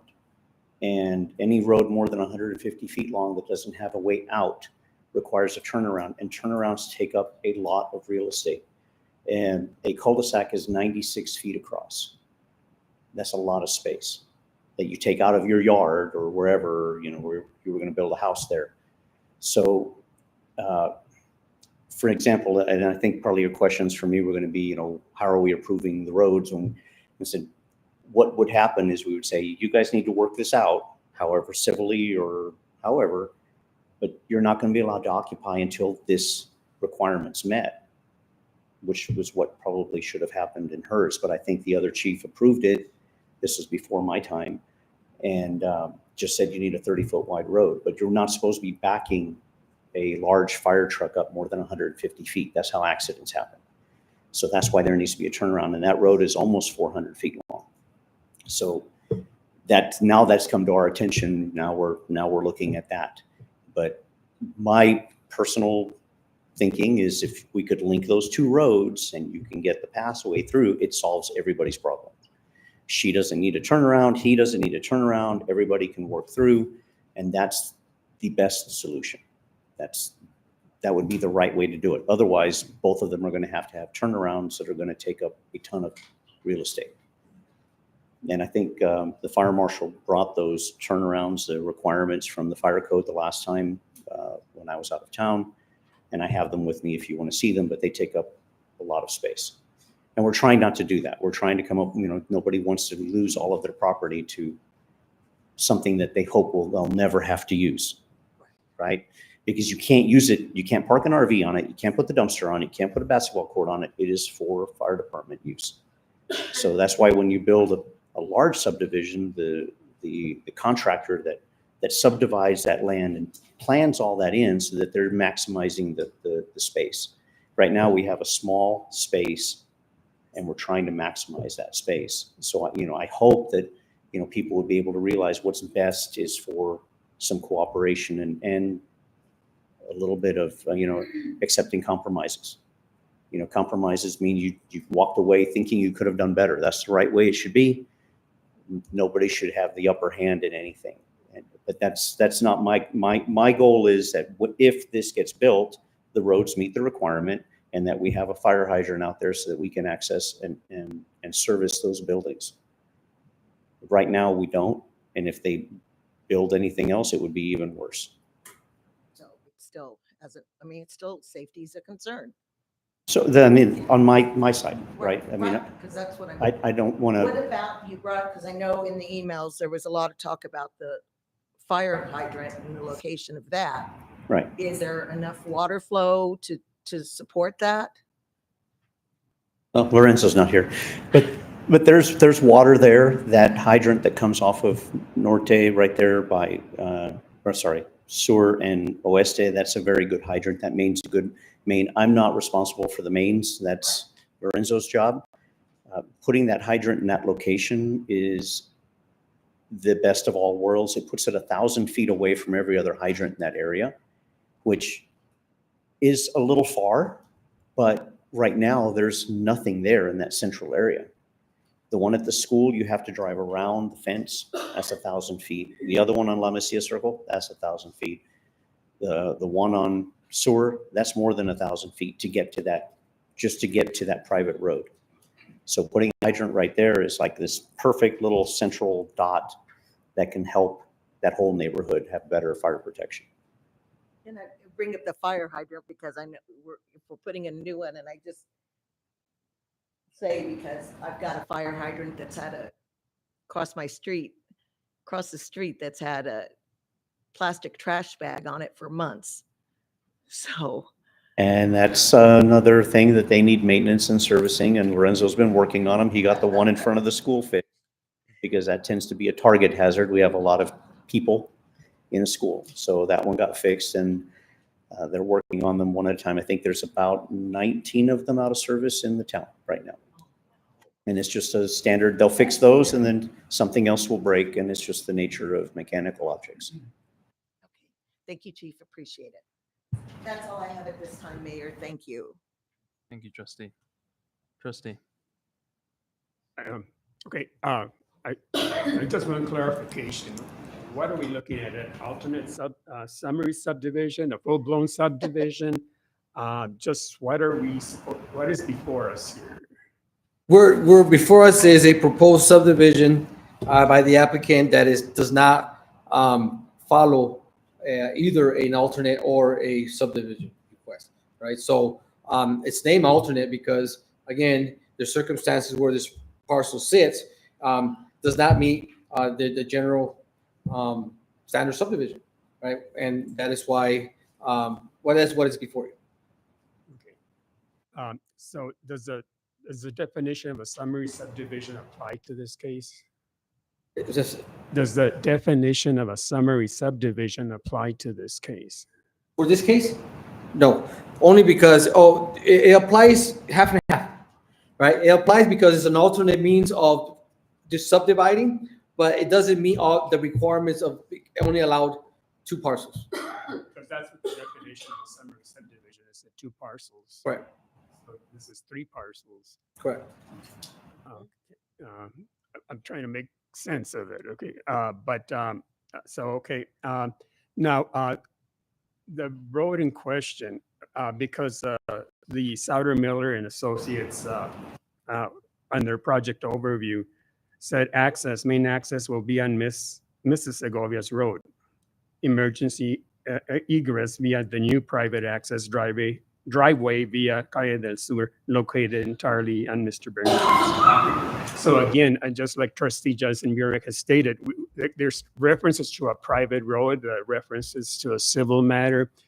And this is just a comment because I think what probably should have happened is that there should have been mutual agreement between the parties or the representatives as to the use of the road before proceeding, or have a decision by a court of competent jurisdiction to issue a decision. Because even Mr. Holt's letter said way back when he said he mentioned express easement or a prescriptive easement, but then he mentioned the court. So there has to be a decision on that somehow. So I'm just curious how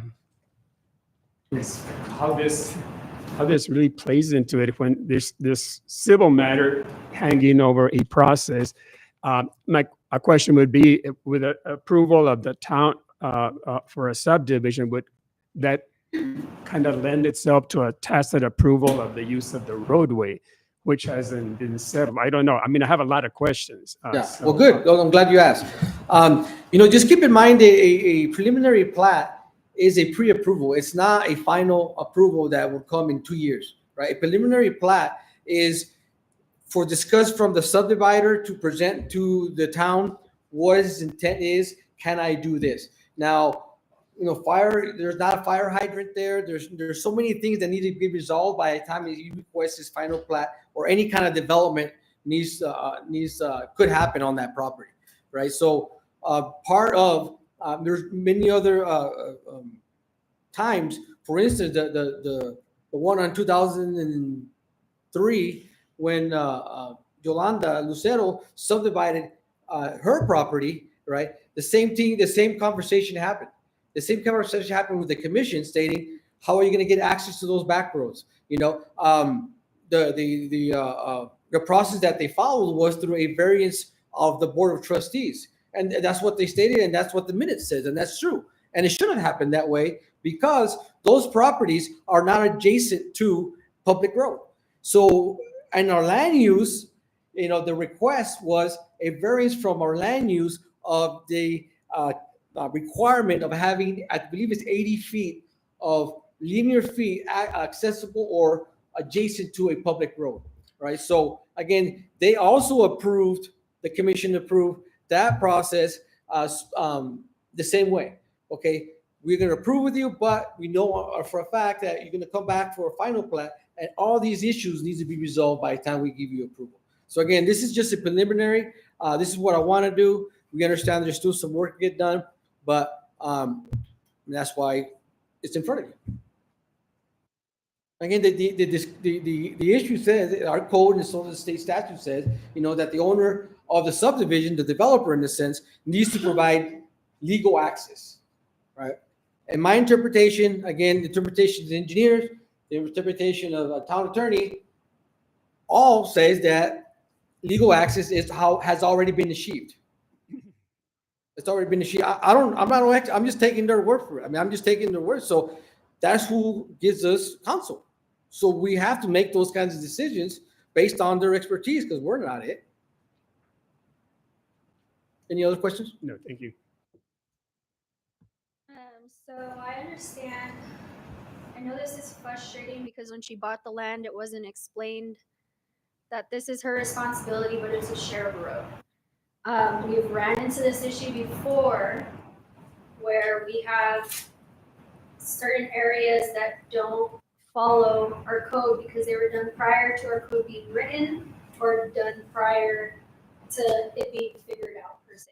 So we have a lot of non-conforming lots per se, and there's things that we can't be cut and dry about because it doesn't fit. These are things that just don't fit and were done prior.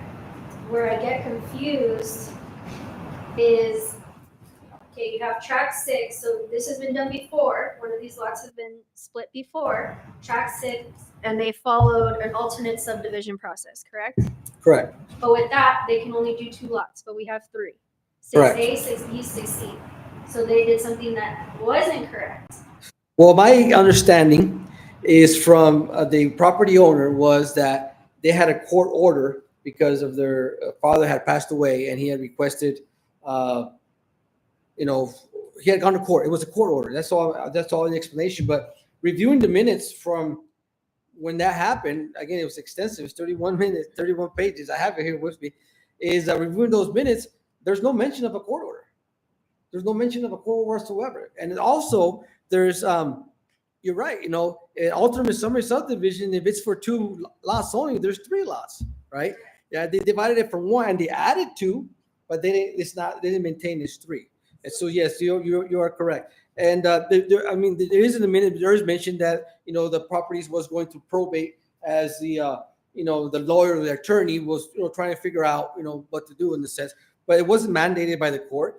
And the variance that they got was for, again, the land use of those linear feet adjacent to public road. It was not about a variance to get a alternate versus a regular subdivision. So then when those lots are split into 3, you have 2 properties that have to use that easement on her property. Correct. So we're only allowing access to these 2 properties and not to track 3. Again, because that road was approved to give access to those properties on this. We get confused because there's some that are we're already using that road or that access to access 2 parcels for someone else. I think that's where we're getting iffy. And if this were to pass, if it were, then I think that would be dependent. I think there has to be a amendment that once that issue is solved civilly, that would determine. Of course, that's what. That land. Yeah, that is typical with a preliminary and a final plat. Is all these conditions to be labeled and detailed now, so that way when the final plat comes along, then because the subdivider is not going to put money into their subdivision if he's not going to meet all these requirements, knowingly it's not going to pass, right? So obviously that's his right or his investment. But yes, I think those conditions should be detailed if considered for approval. Because in her case, I feel it's only fair that, because that's not our purview. This is a civil matter. We cannot make a determination on that. And I feel if that goes to court, then that has to be determined by the court. And after that determination is made, then whatever happens with track 3, that would be the outcome. because we can't say, okay, we split track 3 and then they have no access either. We can't landlock them. Legally, we can't landlock them. Correct. That was how it was explained to me. Yeah. If we were to approve this, I think that has to be a condition that legally, after it's solved civilly, if they do grant access, then that would be a condition for subdividing track 3. Noted. Is that I a agree. formal motion, trustee? Or Yes. Mayor Pro Tem? Will you state your formal motion? I'd like to make a motion to add a condition that once the Ms. Segovia's property for the access road, if it's solved civilly, then track 3 would be able to be subdivided. Motion on the floor by Mayor Pro Tem Merrick for the condition. There's a second. I'll second that for discussion only. Trustees, I'll open up that for discussion, as that has been a big part of that discussion.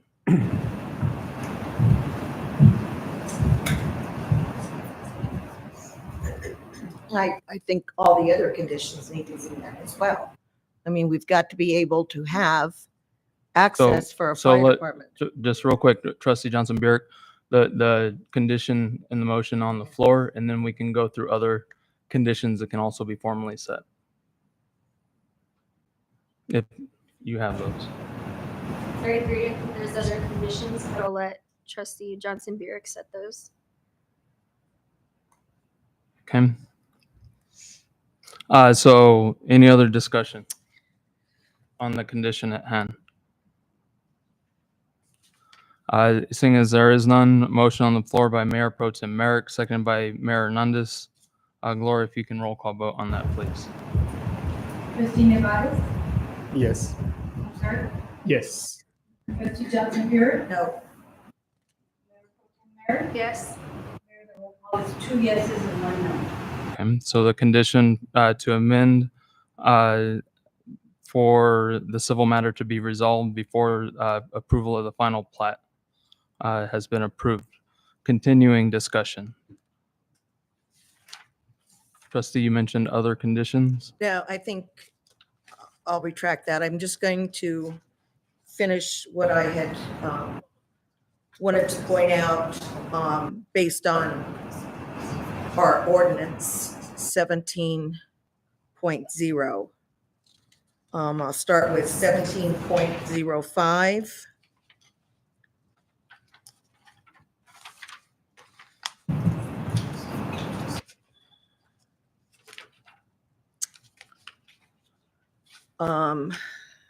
Unfortunately, the pages aren't numbered, but you'll see number 17.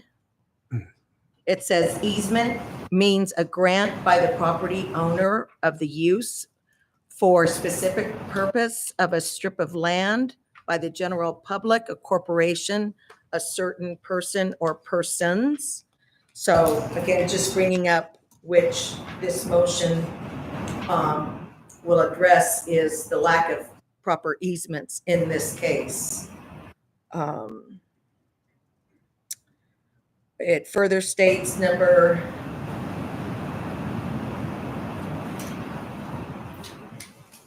and I think Mrs. Segovia has demonstrated this.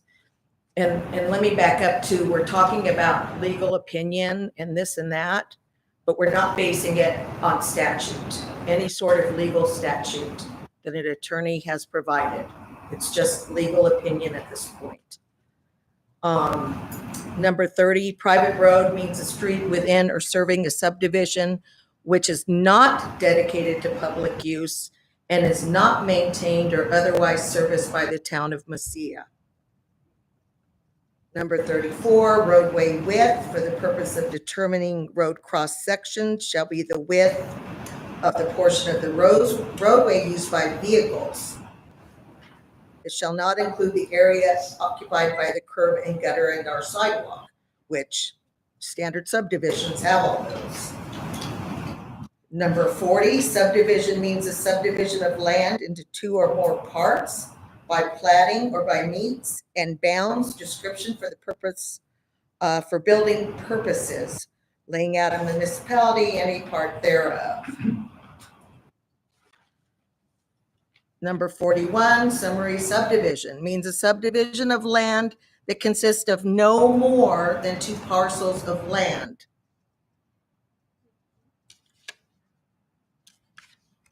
And yet we're calling this a subdivision.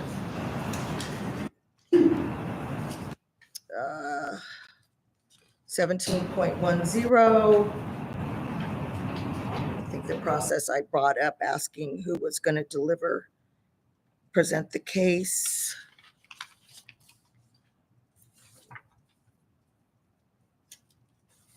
(17.20)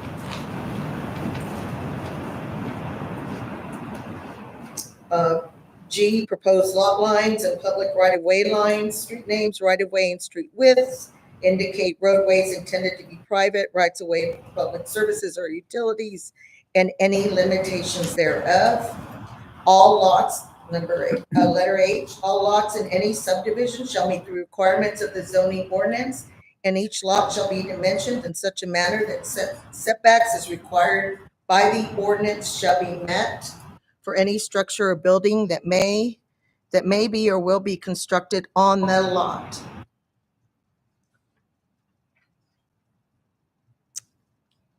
Letter L, every lot shall front on or have access to a public street.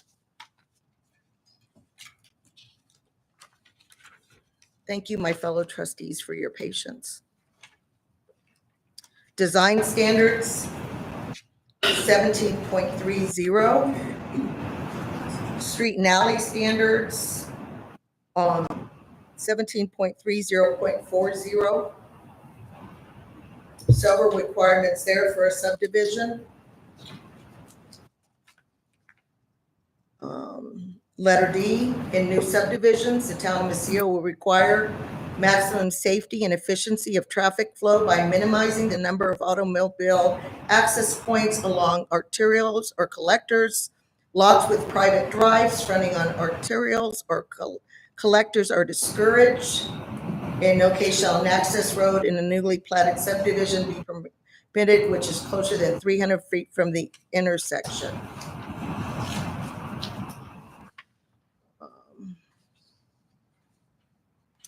Letter C. The subdivider of subdivisions within the town limits shall be responsible for the installation of fire hydrants.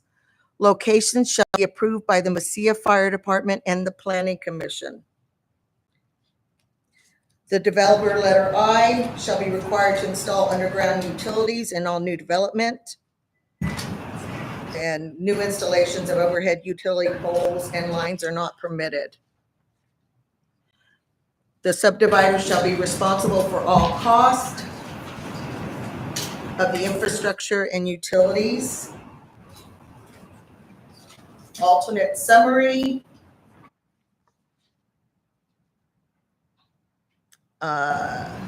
Talks about the number of lots. And I think that's all I have at this time, Mayor. Oh, the last thing I will comment on, and this is what brings me to statutes. We're using Chat GPT to address this. I'm troubled by that. That's all I have. Thank you, Trustee Johnson Burek. I agree with Trustee Johnson Burek. I understand what she's asking for. Again, this isn't easy. I understand her frustration. I'd be frustrated too. This is not a cut and dry case, and there's not one way we can follow. But my question to some of Trustee Johnson Burek's concerns, Chief, for track 6B and C, do we have those emergency concerns as well? Because right now, oh, he's not even. Oh, dang it. Yes. Sorry. I was like, here. talking to myself. Which, I'm sorry, So- trustee, which track? Here, you gotta take this road, you get to these two. Do we not have concerns for the truck going in there and not being able to turn around either? That's the road we were talking about. Yeah. So, yeah, there's no turnaround there right now. But we're not concerned about those two plots. No, we're concerned about all of that. Okay, so we need to find a way to fix all of it. And that's why I say the absolute best, least damaging to everything is just to connect the roads and allow the traffic to flow through.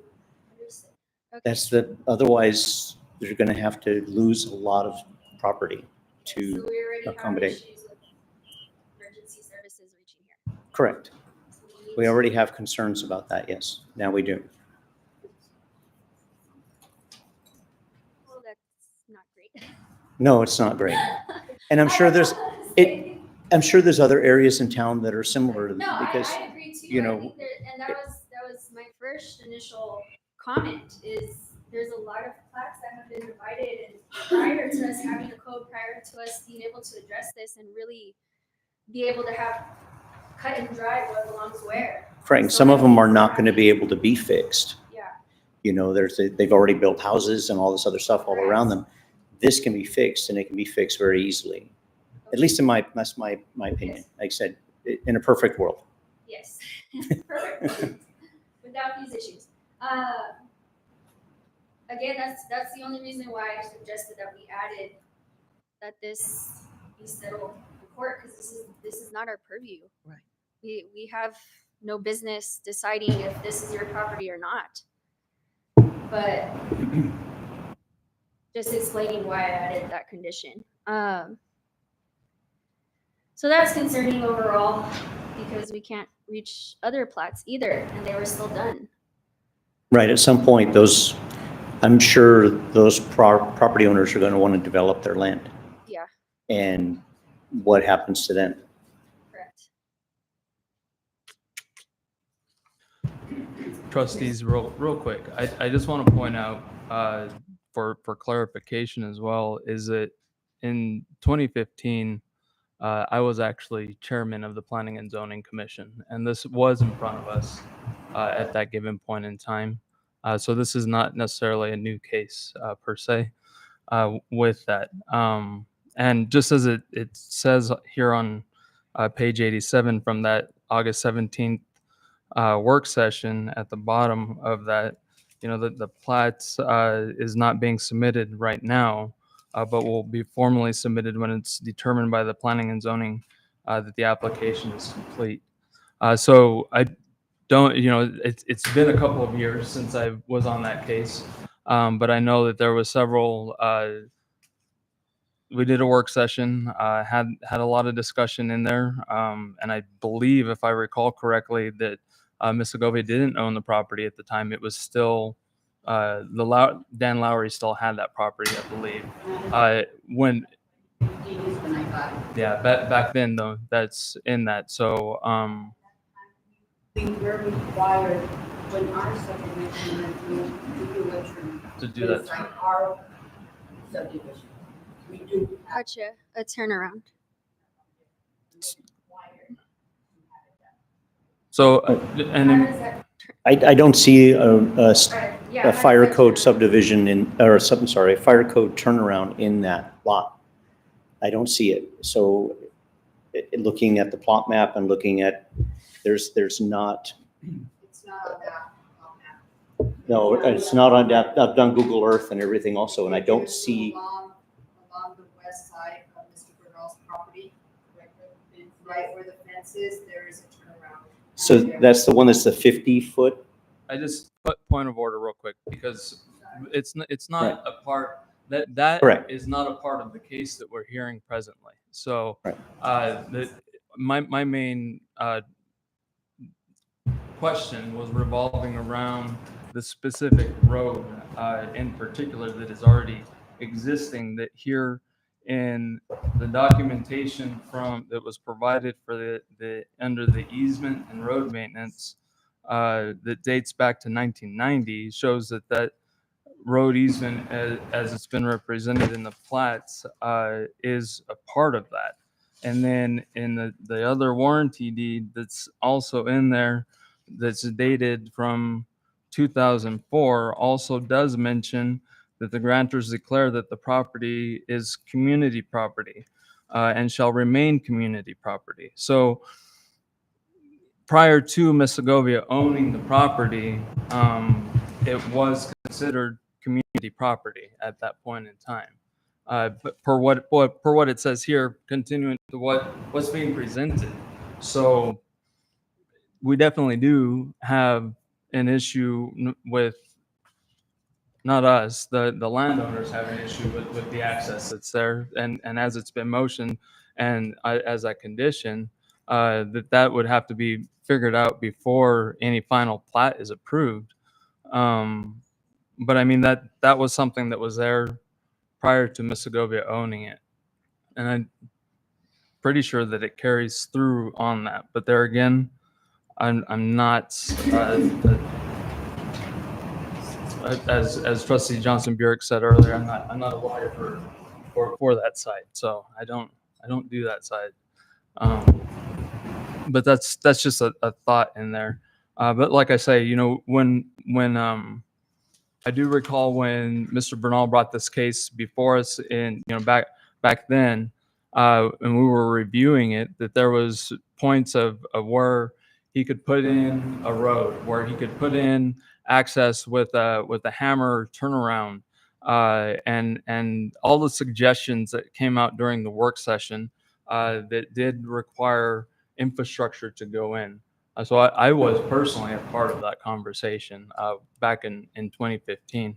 But there again, like I mentioned, it's been a few years since then, so I don't recall the exact verbiage, but or the exact points, but there was discussion on alternatives and how we could potentially work this out. And that's all I wanted to add on that. Trustees. I guess, Mayor, I certainly want Mr. Bernal to, because I know he wants the land to go to his children, to build, to be close by. I get that. My concern is, again, the safety part of it. I think that's huge at this point. More important, I think, is the fact that we're dealing with all this documentation that states it's a private road. And I'm glad that there's been a motion to make sure that this gets resolved. And I guess the last thing is, again, a situation, and I don't fall, or I follow the guidelines that it's not cut and dry, or it's not black and white, or whatever like that, because I think we need to follow our ordinances, like I've always stated. And if we need to make adjustments, then that's our responsibility to make adjustments. Otherwise, why have the ordinances if we're just going to continue to find loopholes and ways in which not to follow them? That's all I have, Mayor. Thank you. Thank you, Trustee Johnson Burek. Trustees, any other questions or comments?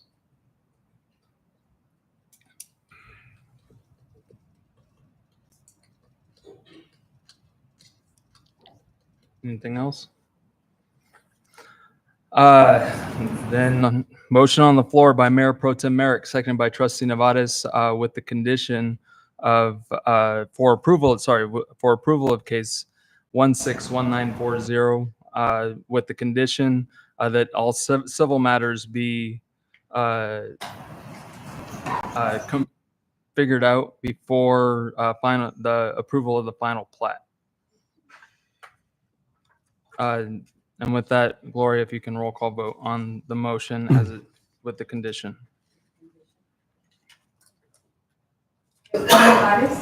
No. Trustee Johnson Burek, No. Mayor Pro Tem Merrick, Yes. Mayor, there was only 2 yeses. All right. But it's wrong. Two noes and Two one noes. yes. Two noes and one yes. PZHC case 161940, as it has been amended with the condition, is not approved.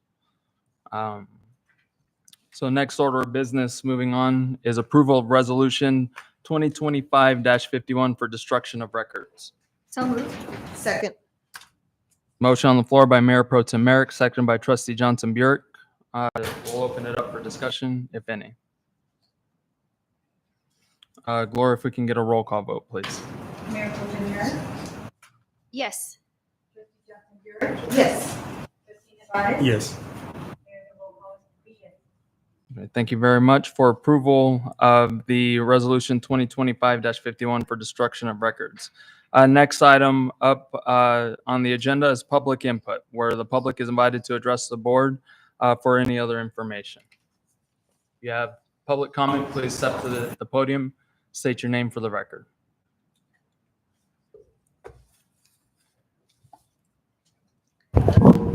Oops. Mary Helen Taylor Raichie. I just wanted to commend the town for Family Day. It was just absolutely a wonderful turnout.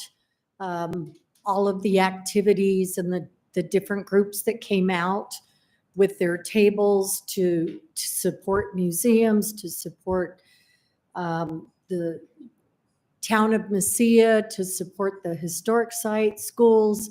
It was all just wonderful. I heard that there were 91 little adobes made that the kids got and adults got to take home that day, and lots of fun with Messia's booth as well. So I just want to thank the town for their part, and I hope that that continues every year because it certainly brought lots and lots of families out. Thank you. Thank you, Ms. Raichie.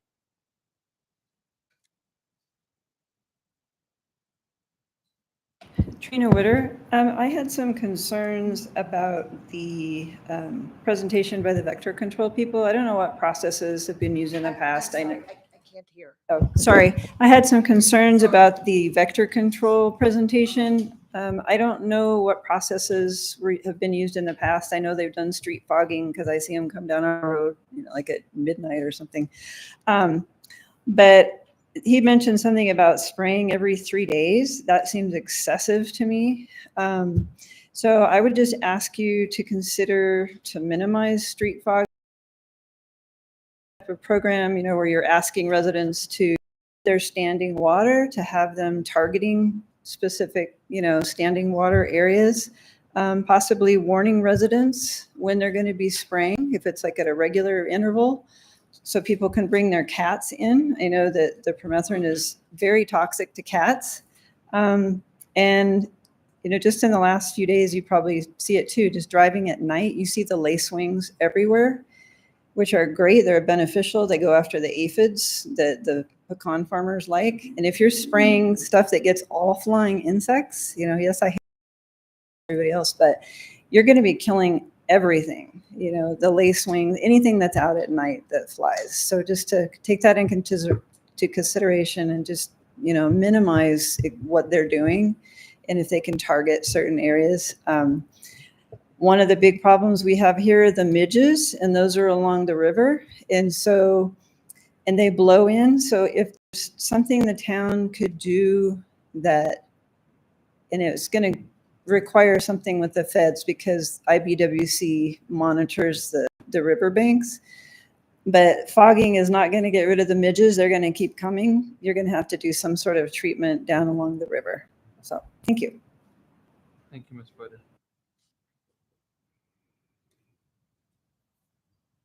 Veronica Garcia, we did talk to Vector Control. He gave us his number and he did apologize because he did not inform us about the app. So he did apologize for that. And what Ms. Trina says completely is true. He did tell us to contact him because no offense or anything, we won't get answers from you guys. So we had to go talk to them. He did give us his card to give us a contact to him. So if you need his card, we do have it. So if you need to contact him, I'll give it to you. We're happy to. All right, that's it. Thank you, Ms. Garcia. Other public comment? Seeing as there is none, we'll move forward. Board of Trustee Committee reports and liaison updates. So Trustee Nevadas. Yes, and I just want to reiterate what Mary Helen said. I went to Family Day on Saturday, and it was a great function. I hope it continues. It was really a lot of fun. So, there's a lot of positives that come out. We did get a little magnet. Yes, side will open on November 8th. Is that correct? You might mark your calendars between 10 and 4 p.m. So it's coming up very soon. And that's all I have. Thank you. Thank you, Trustee. Trustee Johnson Burek. Thank you, Mayor. So we had the MPO meeting on August 13th. I think one of the key things that stands out, and you'll probably agree, is the Economic Development Department with the state of New Mexico has what's called a Trails Plus grant. And it's actually already been used by the county. And so maybe it's something, I just found it very, very interesting. And there's so much money that can be utilized. And then our next meeting is September 10th at 1 p.m. at City Council Chambers. Thank you, Trustee Johnson Burek. Mayor Pro Tem. Yes, as Trustee Johnson said, we had a meeting last time. I didn't win getting to be via web. Someone beat me out, so I missed that one. But our next one, as she said, is September 10th on Wednesday. And then as far as liaison, I did see Lorenzo at the Marshall's CSI Appreciation Luncheon. I did go to that as well. It's really nice to see how big Detective Danny has grown that, and how we're being recognized all over the place, even at UTEP, at a bigger college, bigger city, how people want to come over here and really learn from him. That's awesome. And now they have different categories in different areas, like photography and fingerprinting. And I know that a ton of equipment got donated. Well, I'll let the marshal talk about that. Oh, don't want to talk. And then, so I went to that. It was really good to see everybody there. I know a lot of the staff went as well. And I talked to Lorenzo there. He said everything is going good. Our projects are moving quickly. I did ask if there was anything I could do, if he needed more help, because I know there was a concern about losing a position in his department. He said no. He said everything's been going well and he doesn't need any extra help from me, so that's good. And then what else am I missing? I think that's it. I think those are all of my reports. Thank you, Mayor Pro Tem. And I'll just touch on my things all at once, because you all know how I love to talk. So I will touch on that under staff comments a little bit later. So we'll move on to the next item on the agenda, which is Board of Trustee and staff comments. Mr. Marshall, if you would, please.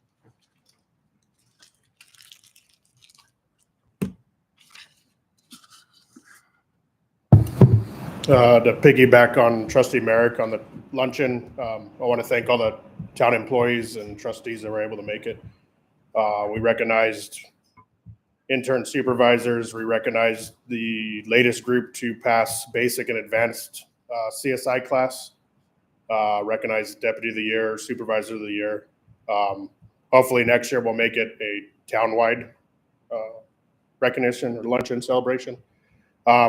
But yeah, our intern program, for a while there, we'd been stagnant between 12 and 15 interns. I think now we're at 27.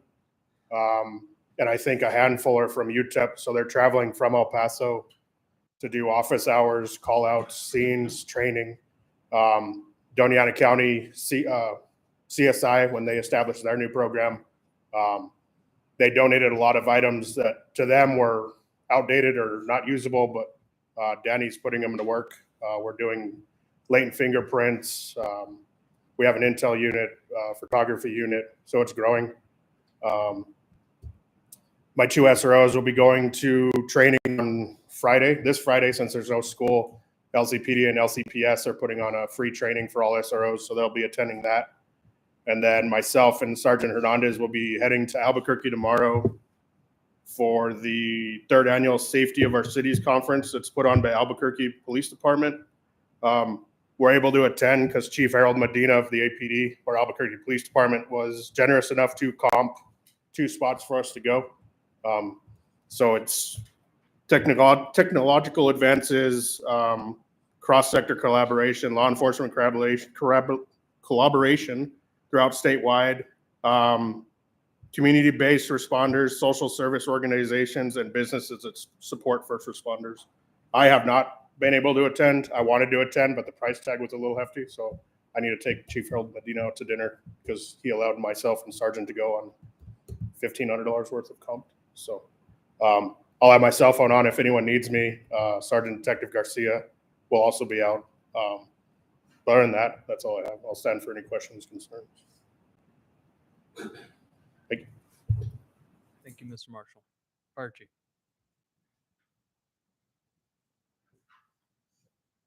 Mayor and trustees, not a lot happening right now. We're just the normal things. People going to training. Next week I will be out for vacation before I lose time. Somebody starts docking it from my paycheck. And Chief Embry and Captain Morris will be running the department. I'm sure everything will be fine. Wednesday, we're interviewing for our 2 EMS personnel. So really excited about that because our call volume continues to go up and we're doing more and more transports. We're down to, less than a month of having AMR as a transport agency. So my goal is to have them, they're already volunteers. It's not like they have to go through an extensive training process to be members of the department. So once they get through the town HR portion, we should be able to have them going and ready to go before that September 21st date. So any questions for now? Is it 2 or 3 on Wednesday? 2. We thought we might have had a 3rd apply, but they didn't meet the requirements of having 1 year with their license. Okay. So we're down to 2, 8 and 9 o'clock. Okay, thank you. Yes, ma'am. Thank you, Chief. Mr. Salazar. It's pretty much the same projects I've been working on. They're quite lengthy. Record management is one of them. We do have our volunteer scanning those in. It's a little bit easier accessible, but obviously we do have a lot of work to do. The COG obviously keeps getting pushed, but we keep moving it due to first of all, there's a lot of work that needs to get done on that, and 2 is finding it always seems to be a lot of these cases that we have been going through lately to kind of take precedence over that. There is a rezone application submitted also that has gotten a lot of my attention that I've been investigating. So that will probably be, and maybe not our next meeting, but maybe the meeting after as a work session to kind of talk over it along with the review committee and such to make sure that it's doable in a sense. Ripple Fiber, the contract agreement for Ripple Fiber, we're on standby. We're just kind of waiting on the mayor or the governing board to kind of review that to see if we want to proceed on that or not. And lastly, the comprehensive plan. It's the rough draft is out. It's on website, I believe. So that's encouraging. I encourage everybody to kind of take a look at it and obviously comment, send some comments in so we can all know about them in a sense. And that's all I have, and I stand by. Thank you, Mr. Salazar.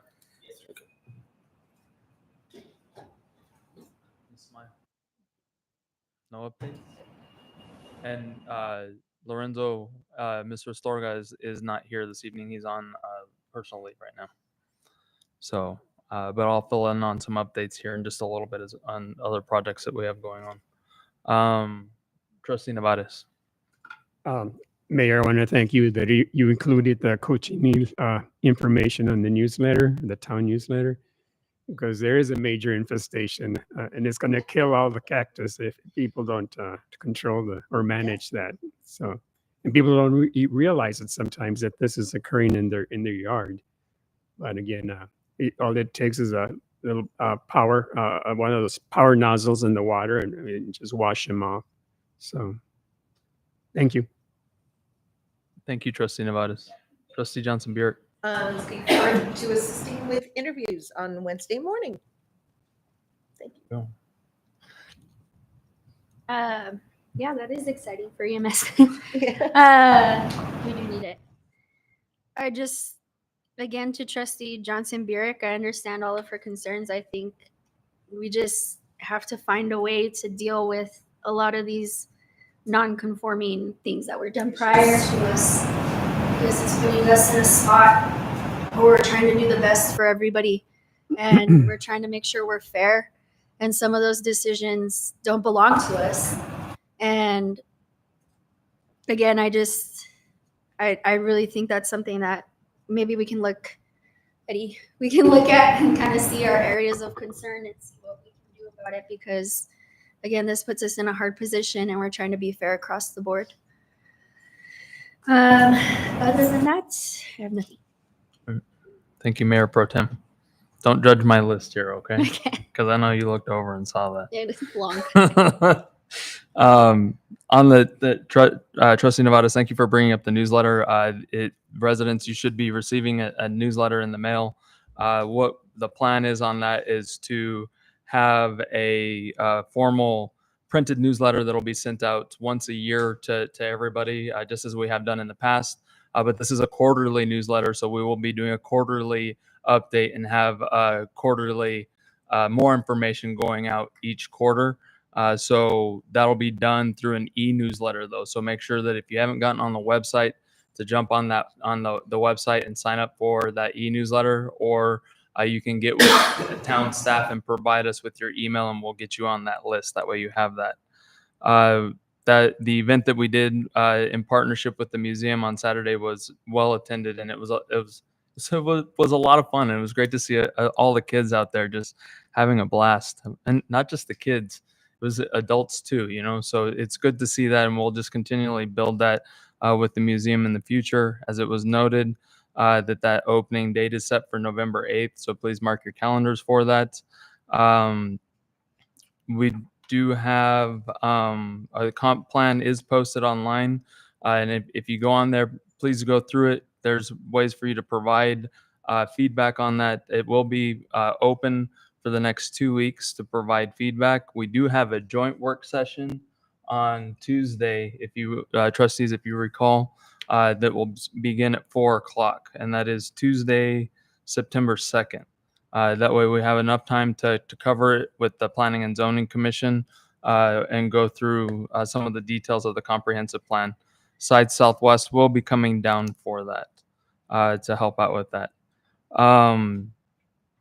We do have, as it was brought up earlier with, because I just want to touch on it, because I have had a few residents with concerns about the fire hydrants and the number of fire hydrants, because it is concerning on that.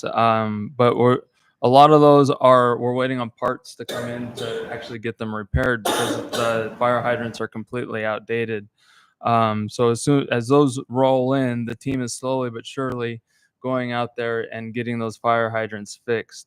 In our water trust grant that we're getting ready to submit, if you recall, one of those projects was to have fire hydrants replaced, to shoot for approximately 25 fire hydrants that date back to the 1970s to actually get them replaced, so that we don't have the issue with parts on there. So we are working on that. With that, we do have a lot of grants that are open right now that close within the next pretty much actually one closes next week. So within the next 1 to basically 6 weeks, that being the water trust grants, where we'll have 2 applications going in. We do have a recreation grant opportunity that we'll be submitting for. As Trustee Johnson Burek mentioned, the Trails Plus grant. If you recall, when we added on the approval of the ICIP before the end of the year, we put in for some pathway improvements and upgrades along the university path, as well as the kind of the north path, multi-use paths. That's where these grants will be submitted on that with the notice of intent on those. So we'll have those multiple grants being submitted. We just finished the overview for the charging stations grant that we did receive. So we will be getting that full agreement as well as more information to the board within the next meeting and getting that started and underway.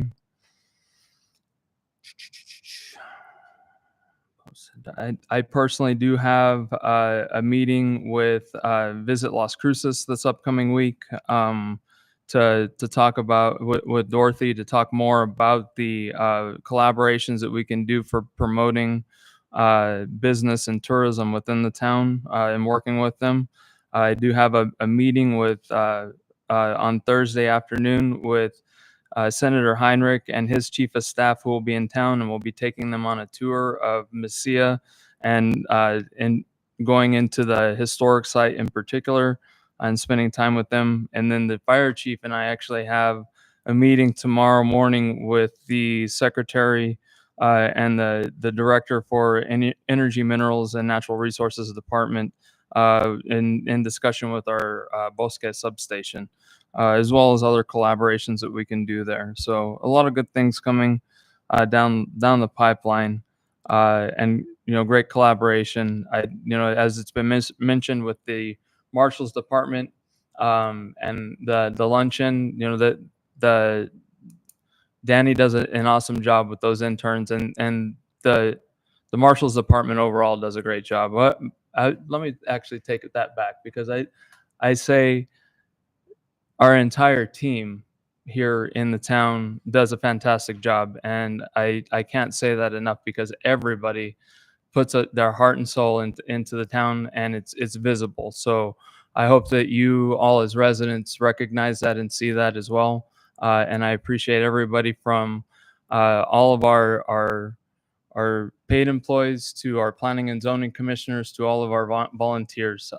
You all make a difference in this community, and I can't thank you enough for that. So thank you, thank you, thank you.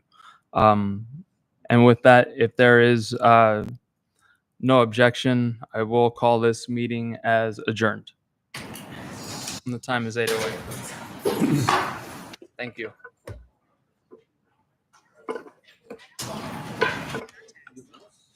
Thank you.